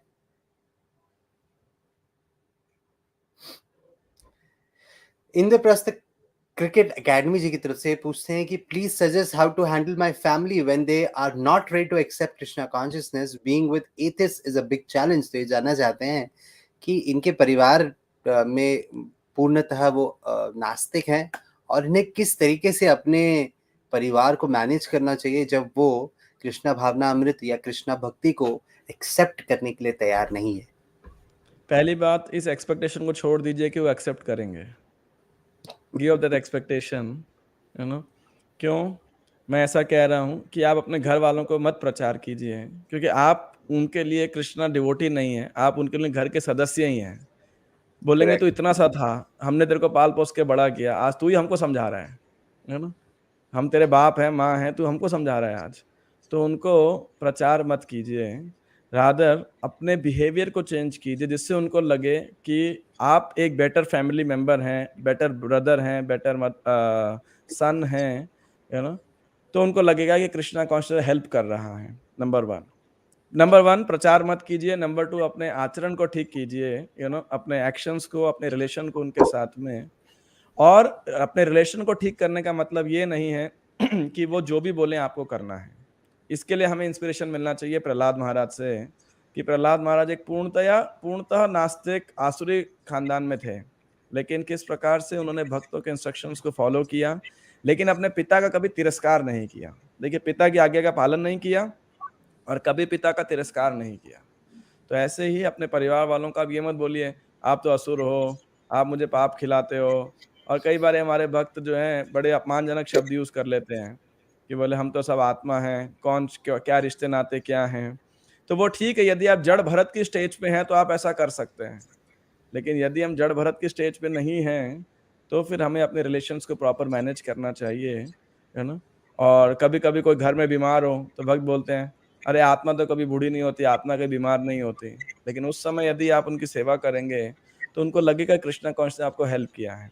लास्ट वन थिंग मैं कहना चाहूँगा, हमारा जब हमने यूथ का एक बारी कैंप किया तो 21 डेज का वो कैंप था, और उसके बाद में जब एक स्टूडेंट मतलब घर पहुंचे हम मायापुर में कैंप का लास्ट पार्ट था, वहां से हम सुबह सुबह स्टेशन पहुंचे, वो अपने घर गया और next day I got a call from उनकी मदर के साथ में, और फिर वो मेरे को मिलने के लिए आए, उनकी मदर, सिस्टर और वो स्टूडेंट खुद, और बोले कि उनकी मदर और सिस्टर कहने लगे कि हमारे भाई और बेटे को आप जब भी इस्कॉन का कैंप हो उसमें जरूर लेके जाना। तो मैंने बोला ऐसा क्या हुआ? बोले इतने सालों में 17-18 सालों में इसने जिंदगी में अपनी प्लेट कभी धोना तो दूर की बात उठा के नहीं रखी, और ये जब से कैंप में आया है उठा के रखना दूर की बात खुद धो के सही जगह रखता है। तो बोले वाह, इतना चेंज हमने इसके अंदर देखा, तो इसीलिए ये पता लगा कि इस्कॉन ने सही शिक्षा दी है, इसे आप इसे हर कैंप में लेके जाइएगा। So that way our gestures can make them favourable. और लास्ट चीज कि आप अपने जो आपकी प्रोफेशन है, एकेडमिक्स है, उसमें जरूर अच्छे रहिए, नहीं तो कई बार हमारे भक्त घर में जाके एड लेक्चर बहुत देते हैं लेकिन जीते नहीं है। तो better you're just like Jesus Christ said, preach whole day long and speak when required, only when required। तो सारा दिन प्रचार कीजिए, लेकिन केवल जब आवश्यकता हो तभी आप बोलिए, अन्यथा मत बोलिए। प्रचार आप सारा दिन कर सकते हैं, अपने आचार प्रभु जीवे रस सिखाएं, अपने आचरण से, खासकर उन लोगों को जिनसे हमारा पारिवारिक संबंध है, जिनसे हमारा प्रोफेशनल संबंध है, जहाँ पे लोग हमारे उपदेश को नहीं सुनेंगे, उपदेश दीजिए जहाँ लोग आपको सुनने के लिए रेडी हैं। अमेजिंग। तो हम बढ़ेंगे हमारे नेक्स्ट प्रश्न की तरफ। हमारा नेक्स्ट क्वेश्चन आ रहा है अदिति गुप्ता जी की तरफ से। पूछते हैं कि earlier I used to enjoy in the parties and dance on mere Bollywood songs, but now I am not interested in all that and my friends and family is shocked and angry. How to handle them? तो जानना चाहती हैं कि पहले तो ये parties इत्यादि Bollywood songs इस सब चीज़ों में बहुत इंटरेस्ट दिखाती थी, पर अब इसमें इनका कोई इंटरेस्ट नहीं रहा, जिसकी वजह से इनके दोस्त और परिवार काफ़ी शॉक में है। तो इनको किस तरह से मैनेज करना चाहिए? तो अगर आप कृष्ण भावनामृत की वजह से आपका इंटरेस्ट खत्म हो गया तो आपको बहुत बधाई हो। you require, you deserve big congratulations. But you can join Krishna conscious parties, Krishna conscious music, like that। और अभी शौक हो सकता है उन्हें, बट आप उस बिहेवियर को, जो पैटर्न है, बी नॉर्मल विद देम। अगर आप उनको मत बोलिए कि ये बॉलीवुड सॉन्ग बंद कर दीजिए या कुछ कर दीजिए, अगर वो चला भी रहे हैं तो कुछ समय आप टॉलरेट कर सकते हैं, और पैरेलल आप जो कृष्णा कॉन्शियस इस प्रकार का म्यूजिक होता है वो इंट्रोड्यूस कर सकते हैं। मुझे याद है मैं जब कॉलेज में था तो लोग बोलते तुम्हारा जीवन बड़ा सूखा है यार, ऐसा लोग बोलते थे, क्या सारा दिन हरे कृष्णा करते रहते हो। तो एक जब भक्त बने, मेरा रूम ग्राउंड फ्लोर पे था, उनका फर्स्ट फ्लोर पे था, तो मैं तो फर्स्ट ईयर में था तो कंप्यूटर और साउंड सिस्टम नहीं था, लेकिन उनके पास साउंड सिस्टम था, और बहुत कम लोगों के पास उस दौरान कंप्यूटर होते थे 2003-4 के अंदर। तो अब मैं इनके पास कुछ कीर्तन लेके गया, है ना, और कीर्तन चलाया, कौन सा? गोविंदम आदि पुरुषम तमहम भजामि, एक ये, और इसी का दूसरा वर्जन था, गोविंदम आदि पुरुषम तमहम भजामि। और फिर जॉर्ज हरिजन के भजन थे, वो जो oh my lord, oh sweet lord, है इस प्रकार से, और कई कई। तो हम क्या करते थे, उसे बहुत तेज साउंड पे चला देते थे कॉलेज के अंदर, क्योंकि ये एक पैटर्न था हॉस्टल के अंदर, जिसके पास स्पीकर होता था ना तो वो दिखाता था। तो हम जब ये गाने चलाते, लोग रूम पे आते थे, यार ये कौन सा सॉन्ग है, बहुत अच्छा सॉन्ग है, हमें भी शेयर करना, हमें भी शेयर कर। उस दौरान तो पेन ड्राइव या सीडी में कॉपी करके लेके जाते थे। तो ऐसे ही आप जो इस प्रकार के म्यूजिक हों, जो कृष्णा कॉन्शियसनेस बोनाफाइड सॉन्ग्स हों, तो आप उनको चला सकते हैं। देन दे विल से अच्छा आपका म्यूजिक से इंटरेस्ट नहीं गया है, सिर्फ थीम और कंटेंट चेंज कर दिया है। तो आप उन्हें बोलिए कि मेरा वो अभी बस लिरिक्स चेंज हुआ है और कुछ नहीं है, the same music. So then आप उस पर डांस कर सकते हैं, एंजॉय कर सकते हैं, पार्टीज कर सकते हैं। अगर वो एक बॉलीवुड सॉन्ग चलाएंगे तो आप बोलो कि ठीक है, आप एक मेरे वाला सॉन्ग भी चलाओ, और ऐसे सॉन्ग्स की कलेक्शन रख सकते हैं अपने पास में। तो आजकल हरे कृष्ण महामंत्र भी हर तरह के जॉनर में आता है। आप क्लासिकल ले लीजिए, रॉक ले लीजिए, हर तरह का आपको कीर्तन का आस्वादन यूट्यूब और इत्यादि प्लेटफॉर्म्स पे आपको काफ़ी अच्छे से मिल जाता है। तो ये काफ़ी अच्छा सुझाव है। बस आपका लिरिक्स चेंज हो गया बट म्यूजिक में इंटरेस्ट वही है, ये आप अच्छी तरीके से प्रेजेंट कर सकते हैं। तो हम बढ़ेंगे हमारे नेक्स्ट प्रश्न की तरफ। हमारा नेक्स्ट क्वेश्चन आ रहा है माधुरी गजारे जी की तरफ से। पूछती हैं कि मेरा लड़का इस्कॉन में होने से उसकी शादी नहीं हो रही है, अनियन गार्लिक नहीं खाने से। ओके तो इनका बेटा इस्कॉन में है, अनियन गार्लिक नहीं खाता है, इसकी वजह से इसकी शादी नहीं हो रही है। मैं ये नहीं समझ पा रहा हूँ कि अनियन गार्लिक ना खाने की वजह से शादी किस तरह से नहीं हो रही है, बट इनकी ये पीड़ा है, तो इसके लिए आप क्या सुझाव देना चाहेंगे? आप बायोडाटा हमें भेज दीजिए। हम जो है we have matrimonials here and अभी तो प्रभुपाद जी की कृपा से बहुत सारे युवक और युवतियां कृष्णा कॉन्शियस को बहुत सीरियसली एक्सेप्ट कर रहे हैं। तो आप इस्कॉन के भी कई सारे मैट्रिमोनियल साइट्स हैं, हमारे टेम्पल्स में कांटेक्ट कर सकते हैं और I am sure you will get it. ये इतना मुश्किल कार्य नहीं है। अगर यही एकमात्र रीज़न है ऑनियन गार्लिक, कई बार हमारे कंडीशंस होते हैं, कास्ट में होना चाहिए, पढ़ा लिखा होना चाहिए या पढ़ी लिखी होने चाहिए, ये सब बहुत सारे और क्लॉजेस जब मैरिजेस में आते हैं, तो ये एकमात्र रीज़न नहीं रहता, बहुत सारे और रीजंस भी हो जाते हैं जिसके कारण नहीं होते हैं। बट आप अपनी सर्च को बढ़ा सकते हैं, पर ये इतना मुश्किल कार्य नहीं है। आज तो प्रभुपाद जी की कृपा से इस्कॉन इंडिया में तो बहुत ही अच्छा प्रचार है और हर जगह युवक और युवतियां जुड़े हुए हैं, तो I think it's not going to be a big problem. तो हर मंदिर का अपने कॉन्ग्रीगेशन में एक मैरिज बोर्ड होता है, आप उसको कांटेक्ट करके इस दुविधा का समाधान ढूंढ सकते हैं, जिसमें कि आपको ये बहुत इंपॉर्टेंट होता है जब हमारे बच्चे जिस तरीके से, जिस तरह की उनकी इंक्लिनेशन होती है, अगर उनका लाइफ पार्टनर भी उसी इंक्लिनेशन का है तो उनका गृहस्थ जीवन बहुत सुखमय तरीके से व्यतीत होता है। तो हम बढ़ेंगे हमारे नेक्स्ट क्वेश्चन की तरफ। हमारा नेक्स्ट क्वेश्चन आ रहा है सुप्रिया मदवलकर जी की तरफ से। पूछते हैं कि I have a question about my life situation which has turned into a depression way of life and feels being with Krishna. I lost the life as my marriage got cancelled with one of Prabhu. तो ये जानना चाहते हैं कि इनकी अभी की जो परिस्थिति है इनके जीवन में काफ़ी ही डिप्रेशन से भरी हुई है, क्योंकि ये जिस तरीके से कृष्णा की भक्ति में आने के बाद इनकी मतलब लाइफ में काफ़ी प्रॉब्लम है। रिसेंटली इनकी मैरिज कैंसिल हो चुकी है एक डिवोटी के साथ, जहाँ तक मैं समझ पा रहा हूँ। तो इनको काफ़ी दुख है कि ये भक्ति में भी हैं तो भी इनके साथ कुछ अच्छा नहीं हो रहा है और काफ़ी सारी प्रॉब्लम्स आ रही हैं भक्ति में आने के बाद भी, तो इन्हें क्या करना चाहिए? आई थिंक आप थोड़ा इंतज़ार कीजिए, क्योंकि जीवन में कभी धूप है कभी छाँव है, तो अप्स एंड डाउन्स हैं। अगर आज जीवन में आपके चैलेंज आ रहा है, ये जान लीजिए कि ये चैलेंज टेम्पररी है। थोड़े समय में Krishna will give you a better opportunity. तो इस करेक्ट। परिस्थिति के अंदर आप कैसे अपॉर्चुनिटी को देख सकते हैं, कैसे आप ये देखते हैं इसमें क्या अवसर आपको प्राप्त हो रहा है, कृष्ण का क्या प्लान है आपके लिए। आप उनसे प्रार्थना कीजिए और अधिक उनके शरण ग्रहण कीजिए और ये भी चेक करिए कि आपसे कहाँ पे गलती हो गई। कहीं आपसे तो कोई गलती नहीं हुई, इस परिस्थिति में आने के लिए आप कितने ज़िम्मेदार हैं। तो क्या लेसन आप सीख सकते हैं इससे, ताकि वो गलती हम दोबारा ना करें। जब मैं जेईई की तैयारी कर रहा था तो हमारे मैथ्स के टीचर थे और उनका बड़ा यूनिक तरीका था पढ़ाने का। वो ऐसा क्वेश्चन देते थे कि कोई सॉल्व ही ना कर पाए और हर व्यक्ति अलग तरीके से अप्रोच करता था और जब सॉल्व नहीं कर पाते थे तो हर एक की डेस्क पे जाते थे, वो हर एक को बताया तुमने कहाँ गलती करी और हर एक की गलती यूनिक होती थी और बाद में वो सारी गलतियों को दिखाते थे, बताते थे देखो आपने ये गलती करी, ये करोगे। तो बोले कि जितनी पॉसिबल गलतियां मैथमेटिक्स में हो सकती हैं, मैं जेईई के पेपर से पहले आपको कराना चाहता हूं ताकि जेईई में ऐसी कोई गलती ही ना रहे जो आपने नहीं की हो, है ना? तो वाह! उनका पढ़ाने का ऐसा फिलॉसफी था, है ना? तो इसका मतलब वो कहते थे हमेशा कि गलती तब तक गलती है जब तक आप उसे सीखते नहीं हो।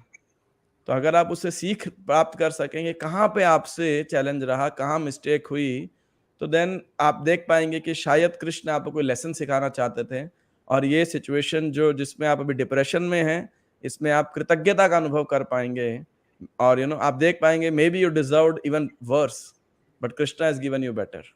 तो इसमें हो जो मैं कह रहा हूँ, वो तो थोड़ा थियोरेटिकल लगे बट थोड़े से कह लें आप कह सकते हैं चश्मे की या एक विजन के देखने के दृष्टिकोण की सिर्फ कमी है और हम प्रार्थना करते हैं कि बहुत जल्दी आप इस परिस्थिति से बाहर निकलिए और अंधकार से तमसो मा ज्योतिर्गमय, प्रकाश की ओर अवश्य जाएंगे। हरे कृष्ण। तो बुरे और अच्छे वक्त में बस एक ही चीज कॉमन होती है कि वो दोनों चले जाते हैं। पहले अच्छा था, आज बुरा है, ये भी चला जाएगा। बस हमें ये समझना है कि जब ये बुरा वक्त चला जाएगा और जब अच्छा वक्त आएगा तो ही हम पीछे देख के ये देख पाएंगे कि जो हुआ वो अच्छे के लिए हुआ। पर अब जब हम इस बुरे वक्त में होते हैं, ये समझना बहुत मुश्किल होता है। तो अगर हम भक्तों के सानिध्य में रहें, अच्छी गाइडेंस लें, शास्त्रों का अध्ययन करें और भगवान का नाम लें, तो वो हमें वो इंटेलिजेंस देते हैं कि क्या बुरा हो सकता था और क्या हुआ है, और आगे भगवान का प्लान इससे भी बेटर है। तो ज़रूर आपके जीवन में आगे सफलता आएगी और आप ये आज जो आप जिस चीज़ पे आप इतनी डिप्रेस हो रही हैं, उसी चीज़ पे आप बाद में खुश होंगी कि अच्छा हुआ कि इतना बेहतर हो रहा था मेरे साथ, अच्छा हुआ कि वो कम बेहतर नहीं हुआ। बट आज समझना थोड़ा मुश्किल है। हम सबके जीवन में ऐसी परिस्थिति ज़रूर आती है, बट विश्वास रखिए, भगवान की भक्ति में लगे रहिए, ये समय भी गुजर जाएगा। तो हम बढ़ेंगे हमारे नेक्स्ट प्रश्न की तरफ। हमारा नेक्स्ट क्वेश्चन आ रहा है फलाना सिंह जी की तरफ से। ये पूछते हैं कि गृहस्थ आश्रम या ब्रह्मचारी दोनों को तुलना करना कितना सही है और इनके बीच अंतर को कैसे समझे।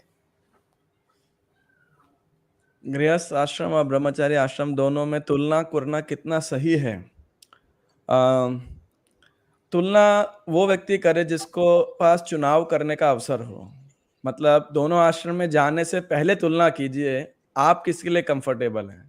जैसे हम तुलना करते थे कि 11th में मेडिकल लें या नॉन मेडिकल लें, या कॉमर्स लें या साइंस लें या आर्ट्स लें, एटसेट्रा। तो वहाँ तुलना करना ज़रूरी है। लेकिन जब आप गृहस्थ आश्रम में आ चुके हैं, तो तुलना मत कीजिए, क्योंकि अब रिवर्स स्टेप नहीं कर सकते, आपको रिवर्स गियर नहीं है उसके अंदर, ठीक है ना? तो इसीलिए ये तुलना करना उनके लिए ठीक है जिनको चुनाव करना है आगे, है ना? तो क्योंकि उसका कुछ उपयोगिता है, नहीं तो तुलना करके क्या फायदा। जैसे मैंने कहा, Krishna consciousness should make us a better Brahmachari and a better गृहस्थ। तो अच्छा हाउस होल्डर और अच्छा ब्रह्मचारी हमको बनाना चाहिए।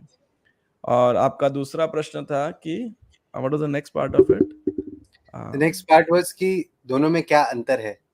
दोनों में क्या अंतर है? बेसिकली दोनों में ये अंतर है कि ब्रह्मचारी जो है गुरु के सानिध्य में, गुरु के आश्रम में रहते हैं और किसी प्रकार की नियमावली उनके अंदर रहती है। गृहस्थ आश्रम के अंदर वो घर में रहते हैं और हालांकि अपने घर के अंदर भी कृष्ण को केंद्र बिंदु बना के गुरु और शास्त्रों के निर्देश अनुसार उन्हें जीवन जीना चाहिए, लेकिन वहाँ उनकी पारिवारिक जिम्मेदारियां हैं और ब्रह्मचारियों की पारिवारिक जिम्मेदारियां नहीं हैं, ताकि वो अधिक से अधिक समय गुरु और कृष्ण की सेवा में, शास्त्रों के अध्ययन में लगा सकें, अपनी चेतना का शुद्धिकरण कर सकें। और ब्रह्मचारी आश्रम और आगे अच्छे ब्रह्मचारी बन के वो सन्यासी बन सकें और जगत में दिखा सकें कि बिना इंद्रिय तृप्ति के जो है जीवन जीना संभव है, खुश रहना संभव है। वैराग्य आश्रम इसलिए है। और गृहस्थ आश्रम भी जो हैं, उनको भी ये देखना चाहिए कि ये नहीं आप 55, 60, 65 तक धन कमा रहे हैं, पारिवारिक जीवन में लगे हुए हैं। आपको भी एक समय पे आकर के पूर्णतया कृष्ण भावना भावित होने के लिए अपने शारीरिक, मानसिक आवश्यकताओं को न्यूनतम करके कृष्ण की ओर समर्पित करना चाहिए। दोनों का गंतव्य एक ही है, सिर्फ जो थोड़ा रास्ता है कह लीजिए वो अलग है, लाइफस्टाइल थोड़ा अलग है। 16 माला एक ब्रह्मचारी को भी करनी है, गृहस्थ को भी करनी है। प्रभुपाद जी ग्रंथ वही ब्रह्मचारियों के लिए है, वही गृहस्थों के लिए हैं। वही 4 नियम ब्रह्मचारियों के लिए हैं, गृहस्थों के लिए भी हैं। वही एकादशी ब्रह्मचारी गृहस्थों के लिए। तो कृष्ण भावनामृत को फॉलो करना, वो तो ब्रह्मचारी या गृहस्थ दोनों ही कर सकते हैं और भली भांति कर सकते हैं। कृष्ण इसमें डिस्टिंक्शन नहीं कर सकते। और एक चेतावनी, मैं यहाँ पे चेतावनी नहीं, एक सलाह देना चाहूंगा बस, खासकर जो इस्कॉन के भक्तों के लिए, कि इस ब्रह्म आश्रम के आधार पे भक्तों के समाज का विभाजन ना करें, है ना? कई बार कपड़ों के रंग से हम भक्तों की उन्नति को जज कर बैठते हैं, तो यह उचित नहीं है। हालांकि ठीक बात है, सैफरॉन कलर बहुत पब्लिक में क्लियरली दिखाई पड़ता है, नजर आता है, लेकिन उसके पीछे रहने वाला भी एक व्यक्ति है, एक साधक है, जिसकी अपनी भावनाएं हैं, जिसके पास अपना शरीर है, शरीर के साथ तकलीफ है, वो सब उसके साथ भी है, और एक गृहस्थ आश्रम में रहने वाला भक्त भी है। करेक्ट। तो बढ़ेंगे हमारे नेक्स्ट क्वेश्चन की तरफ। हमारा नेक्स्ट क्वेश्चन आ रहा है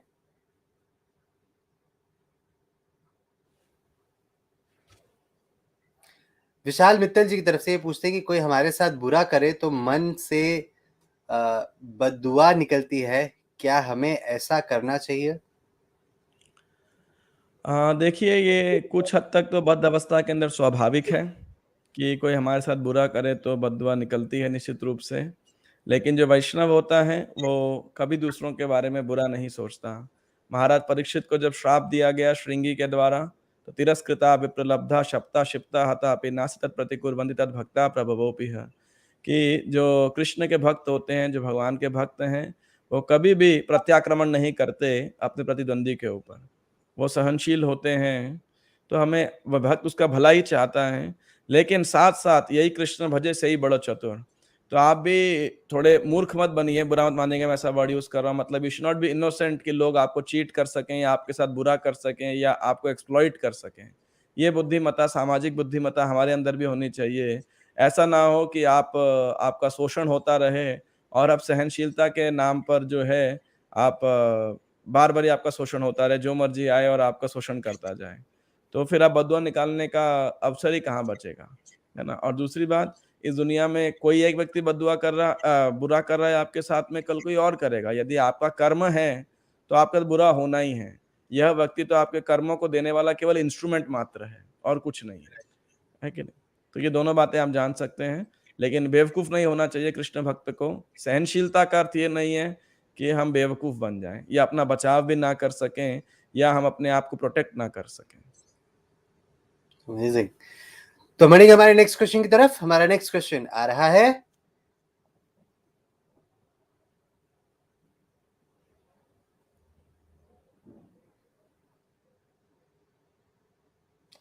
एग्जाम क्लियर जी की तरफ से पूछते हैं कि sir when astrologer predict bad वो होता है, बट कुछ पॉजिटिव बोलते हैं वो नहीं होता, ऐसा क्यों?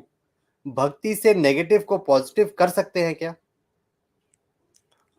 अभी मैं तो एस्ट्रोलॉजर के बारे में और कुछ कमेंट नहीं करूँगा, क्योंकि हम सबका अपना-अपना सीमित अनुभव हो सकता है, किस प्रकार के एस्ट्रोलॉजर से हम डील कर रहे हैं। क्योंकि देखिए इसके पीछे एक विज्ञान है कि विद्या या कौशल उसको देनी चाहिए जिसके पास चरित्र हो, यू नो?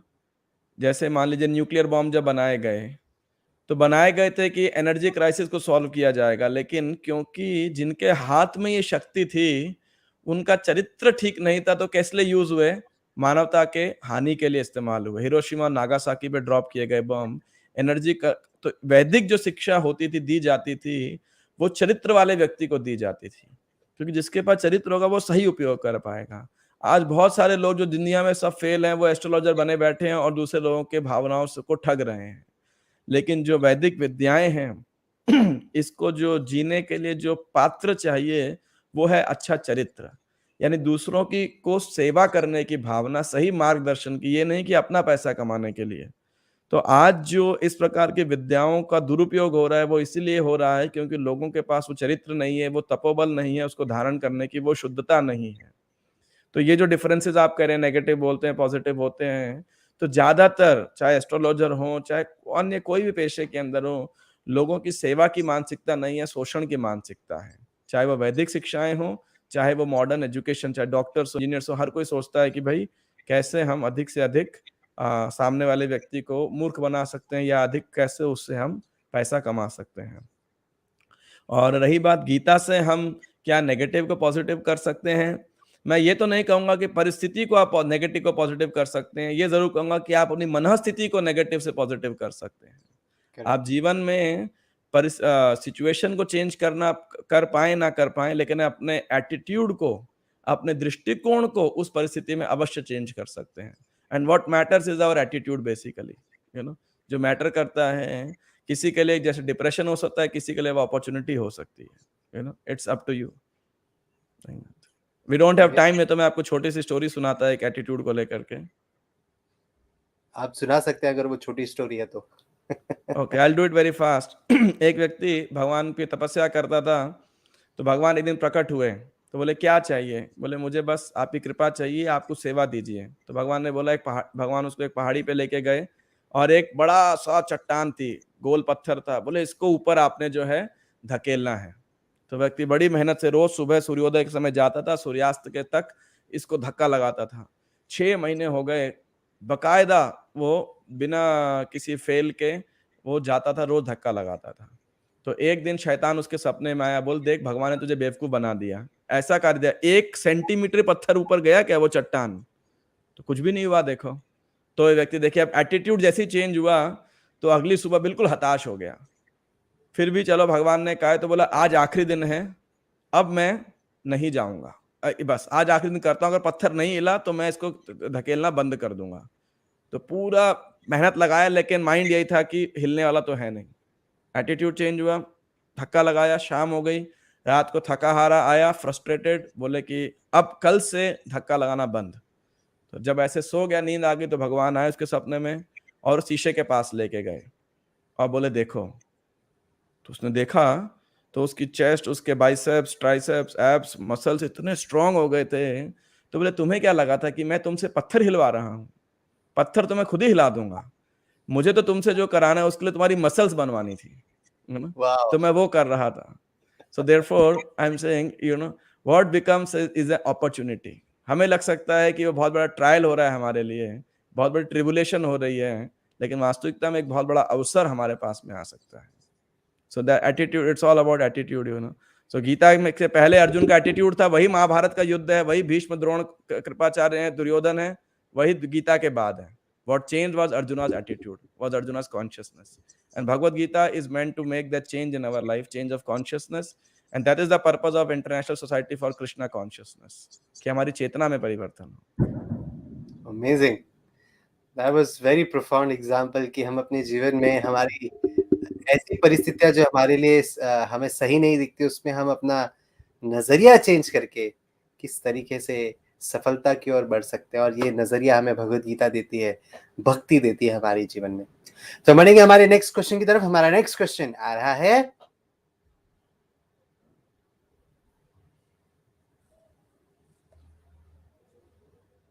संतोष कुमार यादव जी की तरफ से पूछते हैं कि माला जप करते समय मन को कैसे एकाग्र किया जा सकता है? देखिए, मन को अपना काम करने दीजिए, आप अपना कार्य कीजिए। मन भटकता रहेगा, भटकने दीजिए। यही प्रश्न अर्जुन ने गीता में पूछा था, चंचलम ही मनः कृष्ण प्रमाथि बलवत् दृढ़म् तस्याहं निग्रहं मन्ये वायुरिव दुष्करम। कि वायु को कंट्रोल करना आसान है, हे कृष्ण मन को कंट्रोल करना मुश्किल है। तो भगवान ने उन्हें बोला, असंशयम महाबाहो मनोदुर्निग्रहम चलम अभ्यासेन तो कौन्तेय वैराग्येन च गृह्यते। तो भगवान ने 2 टिप्स दिए उन्हें, एक प्रैक्टिस से और एक वैराग्य से। तो इन दोनों को अपने अगर चैंटिंग के दौरान लगाएंगे, अभ्यास मतलब मन जहां भी भाग रहा है, आप हरे कृष्ण कृष्ण कृष्ण हरे हरे, हरे राम राम राम हरे हरे, इस शब्द ध्वनि पे केंद्रित कीजिए। और वैराग्य किससे? जिन विषय वस्तुओं के ऊपर मन भाग रहा है उससे अपने आप को हटा लीजिए। बोल दीजिए 2 घंटे बाद, चैंटिंग के बाद, चाहे वो मोबाइल फोन हो, चाहे आपका सोशल मीडिया हो, व्हाट्सएप हो, चाहे आपका जॉब हो, घर के काम हो, ऐसा समय चुनिए जहां पे आप मिनिमम डिस्ट्रैक्शंस हो और उन डिस्ट्रैक्शन से आप डिटैच्ड हो। तो अभ्यास और वैराग्य। अमेजिंग। तो बढ़ेंगे हमारे नेक्स्ट क्वेश्चन की तरफ। हमारा नेक्स्ट क्वेश्चन आ रहा है,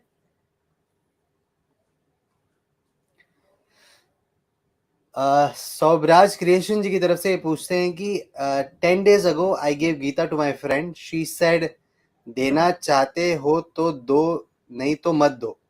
After giving her Gita I felt I did wrong to her. Is that because of my ego or did mistake by giving? Okay, काफी अलग क्वेश्चन है। तो इन्होंने 10 दिन पहले किसी को गीता दी है और उन्होंने शायद इस चीज को ज्यादा पॉजिटिवली नहीं लिया, और आगे वालों ने बोला कि अगर आप देना चाहते तो दो, नहीं देना चाहते तो मत दो। तो क्या उन्होंने दे के सही किया या नहीं किया, या इनका ईगो है जो इनको कह रहा है कि नहीं, आगे वाले ने इस चीज की रिस्पेक्ट नहीं की तो मुझे नहीं देना चाहिए?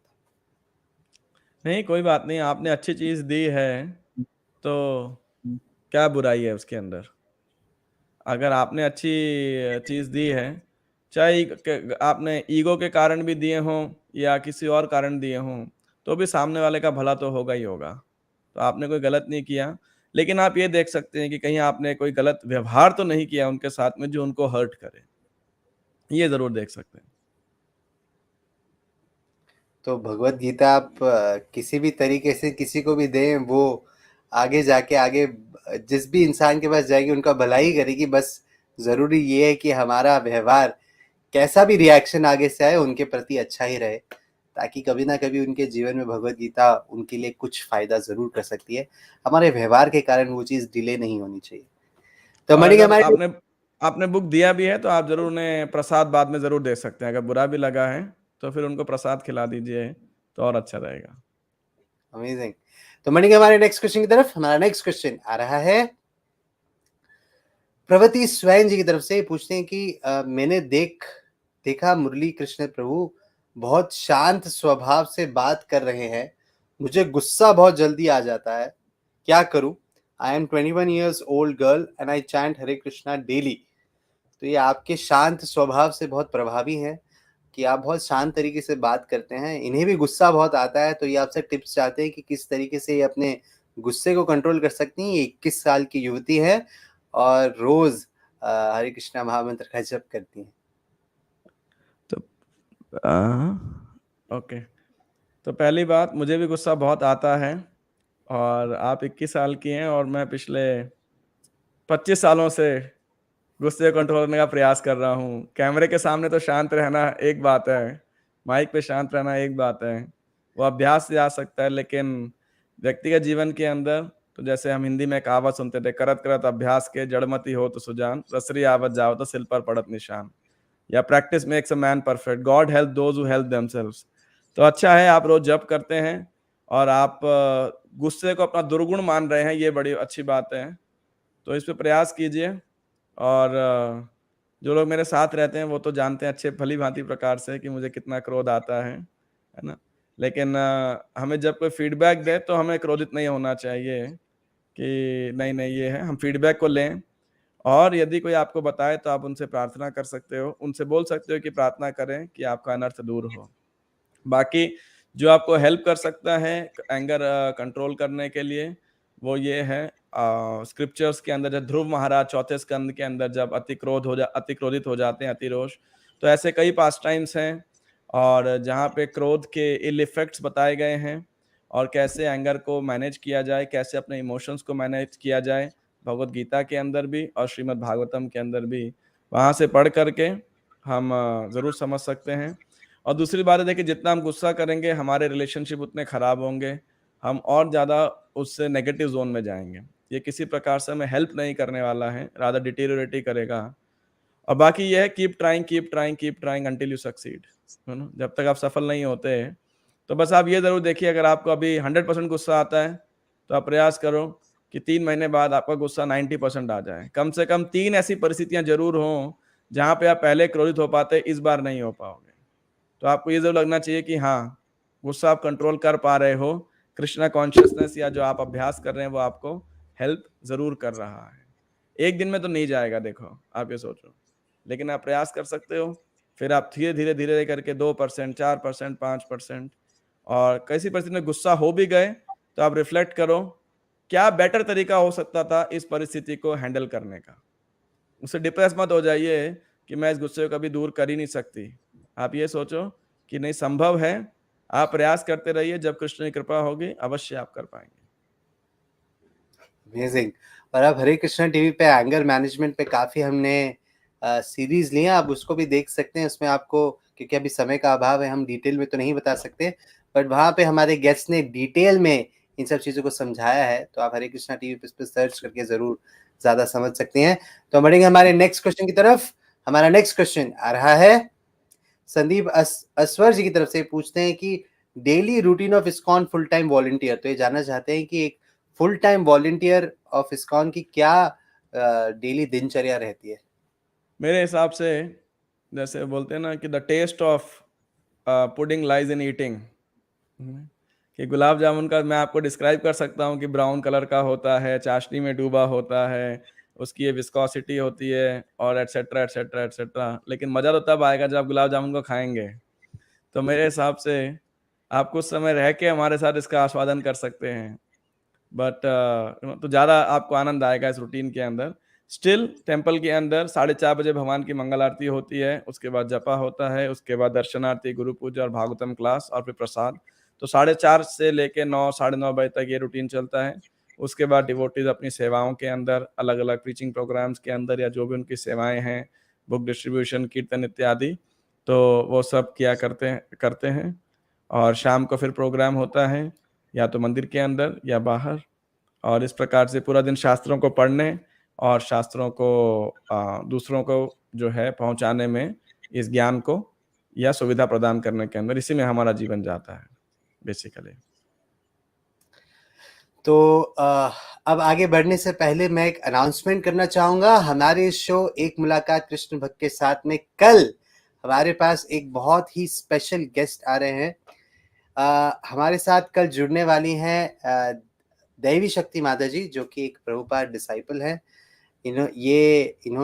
इनका पूरा का पूरा जीवन प्रभुपाद से मिलने के बाद चेंज हो गया, और किस तरीके से इन्होंने अपने जीवन में बदलाव लाए। ये यूएसए से हैं, और इनके जीवन में भक्ति ने क्या बदलाव लाए, ये सब ये कल हमारे शो में आके हमें इस चीज़ के बारे में प्रेरणा देंगी कि किस तरीके से इन्होंने अब प्रभुपाद को सेवा देते हुए, मंदिर में सेवा देते हुए, यूएसए से होते हुए भी अपने जीवन को भक्तिमय बनाया। तो कल आप इसी समय 8 बजे आके इस शो में इस अवसर का लाभ उठा सकते हैं, जिससे कि आप एक प्रभुपाद डिसाइपल से लाइव सुनेंगे कि किस तरीके से उन्होंने अपने जीवन में प्रभुपाद से प्रेरणा लेते हुए भक्ति को आगे बढ़ाया।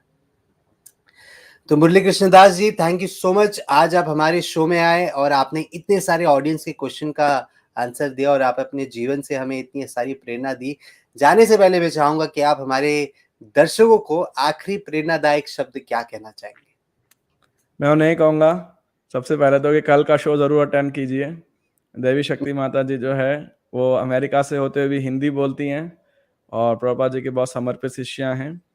और मैं सबसे ये रिक्वेस्ट करूँगा, आप कृष्णा कॉन्शियसनेस को ज़रूर अपने अंदर में, अपने जीवन के अंदर स्वीकार कीजिए, और एक्सपेरिमेंट ज़रूर कीजिए इसके साथ में। नहीं अच्छा लगे तो छोड़ दीजिएगा चाहे, है ना?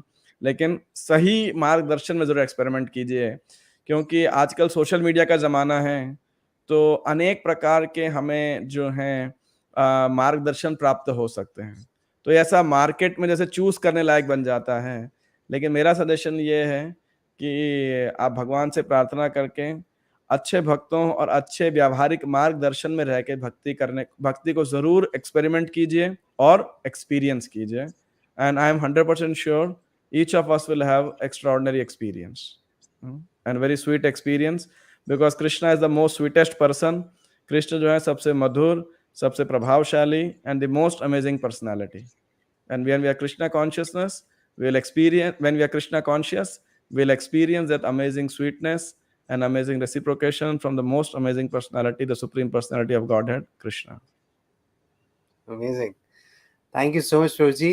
आपने हमारे दर्शकों को इतने प्रेरणादायक शब्दों से भक्ति के लिए प्रेरणा दी है, and thank you so much. आज हमने आपको काफ़ी लेट कर दिया आपकी दिनचर्या में, तो थैंक यू सो मच, आज आपने हमारे लिए इतना समय निकाला। Thank you so much for joining us today. Thank you very much for all Hare Krishna TV crew and for मेरे को इनवाइट करने के लिए और ये अवसर प्रदान करने के लिए। हरे कृष्णा। हरे कृष्णा। तो दर्शकों, आज हमने प्रभु जी के जीवन से एक बहुत अनोखी चीज सीखी कि भगवान बस वेट करते हैं हमारे लिए कि हम थोड़ी सी कोशिश करें, और वो बैठे हैं रेसिप्रोकेट करने के लिए, हमारे जीवन में वो सब देने के लिए जो हम चाहते हैं, वो सब करने के लिए जो भक्ति में हमें आगे बढ़ा सकता है। उनकी जीवन की इतनी सारी आ, मैं कहूँगा काफ़ी मनोरंजक कहानियाँ थी, और काफ़ी मनोरंजक स्तर पे उन्होंने अपने जीवन को जिया, और भगवान की प्रेरणा के साथ आज अपने पूरे जीवन को भक्ति को समर्पित कर पाए। तो मैं आशा करता हूँ कि आज आपको इस शो से एक प्रेरणा मिली होगी कि किस तरीके से आप अपने जीवन में भी कुछ समय ही सही, बट भक्ति को समर्पित कर पाएंगे, और अपने जीवन में भक्ति से एक नई शुरुआत कर पाएंगे। तो हम मिलेंगे अगली बार। आज के लिए मैं आपसे आज्ञा चाहूंगा। हम मिलेंगे अगली बार एक नई कहानी के साथ, एक नए भक्त के साथ, एक मुलाकात कृष्ण भक्त के साथ। Thank you so much for joining us today, and thank you so much for being such a wonderful audience. Hare Krishna.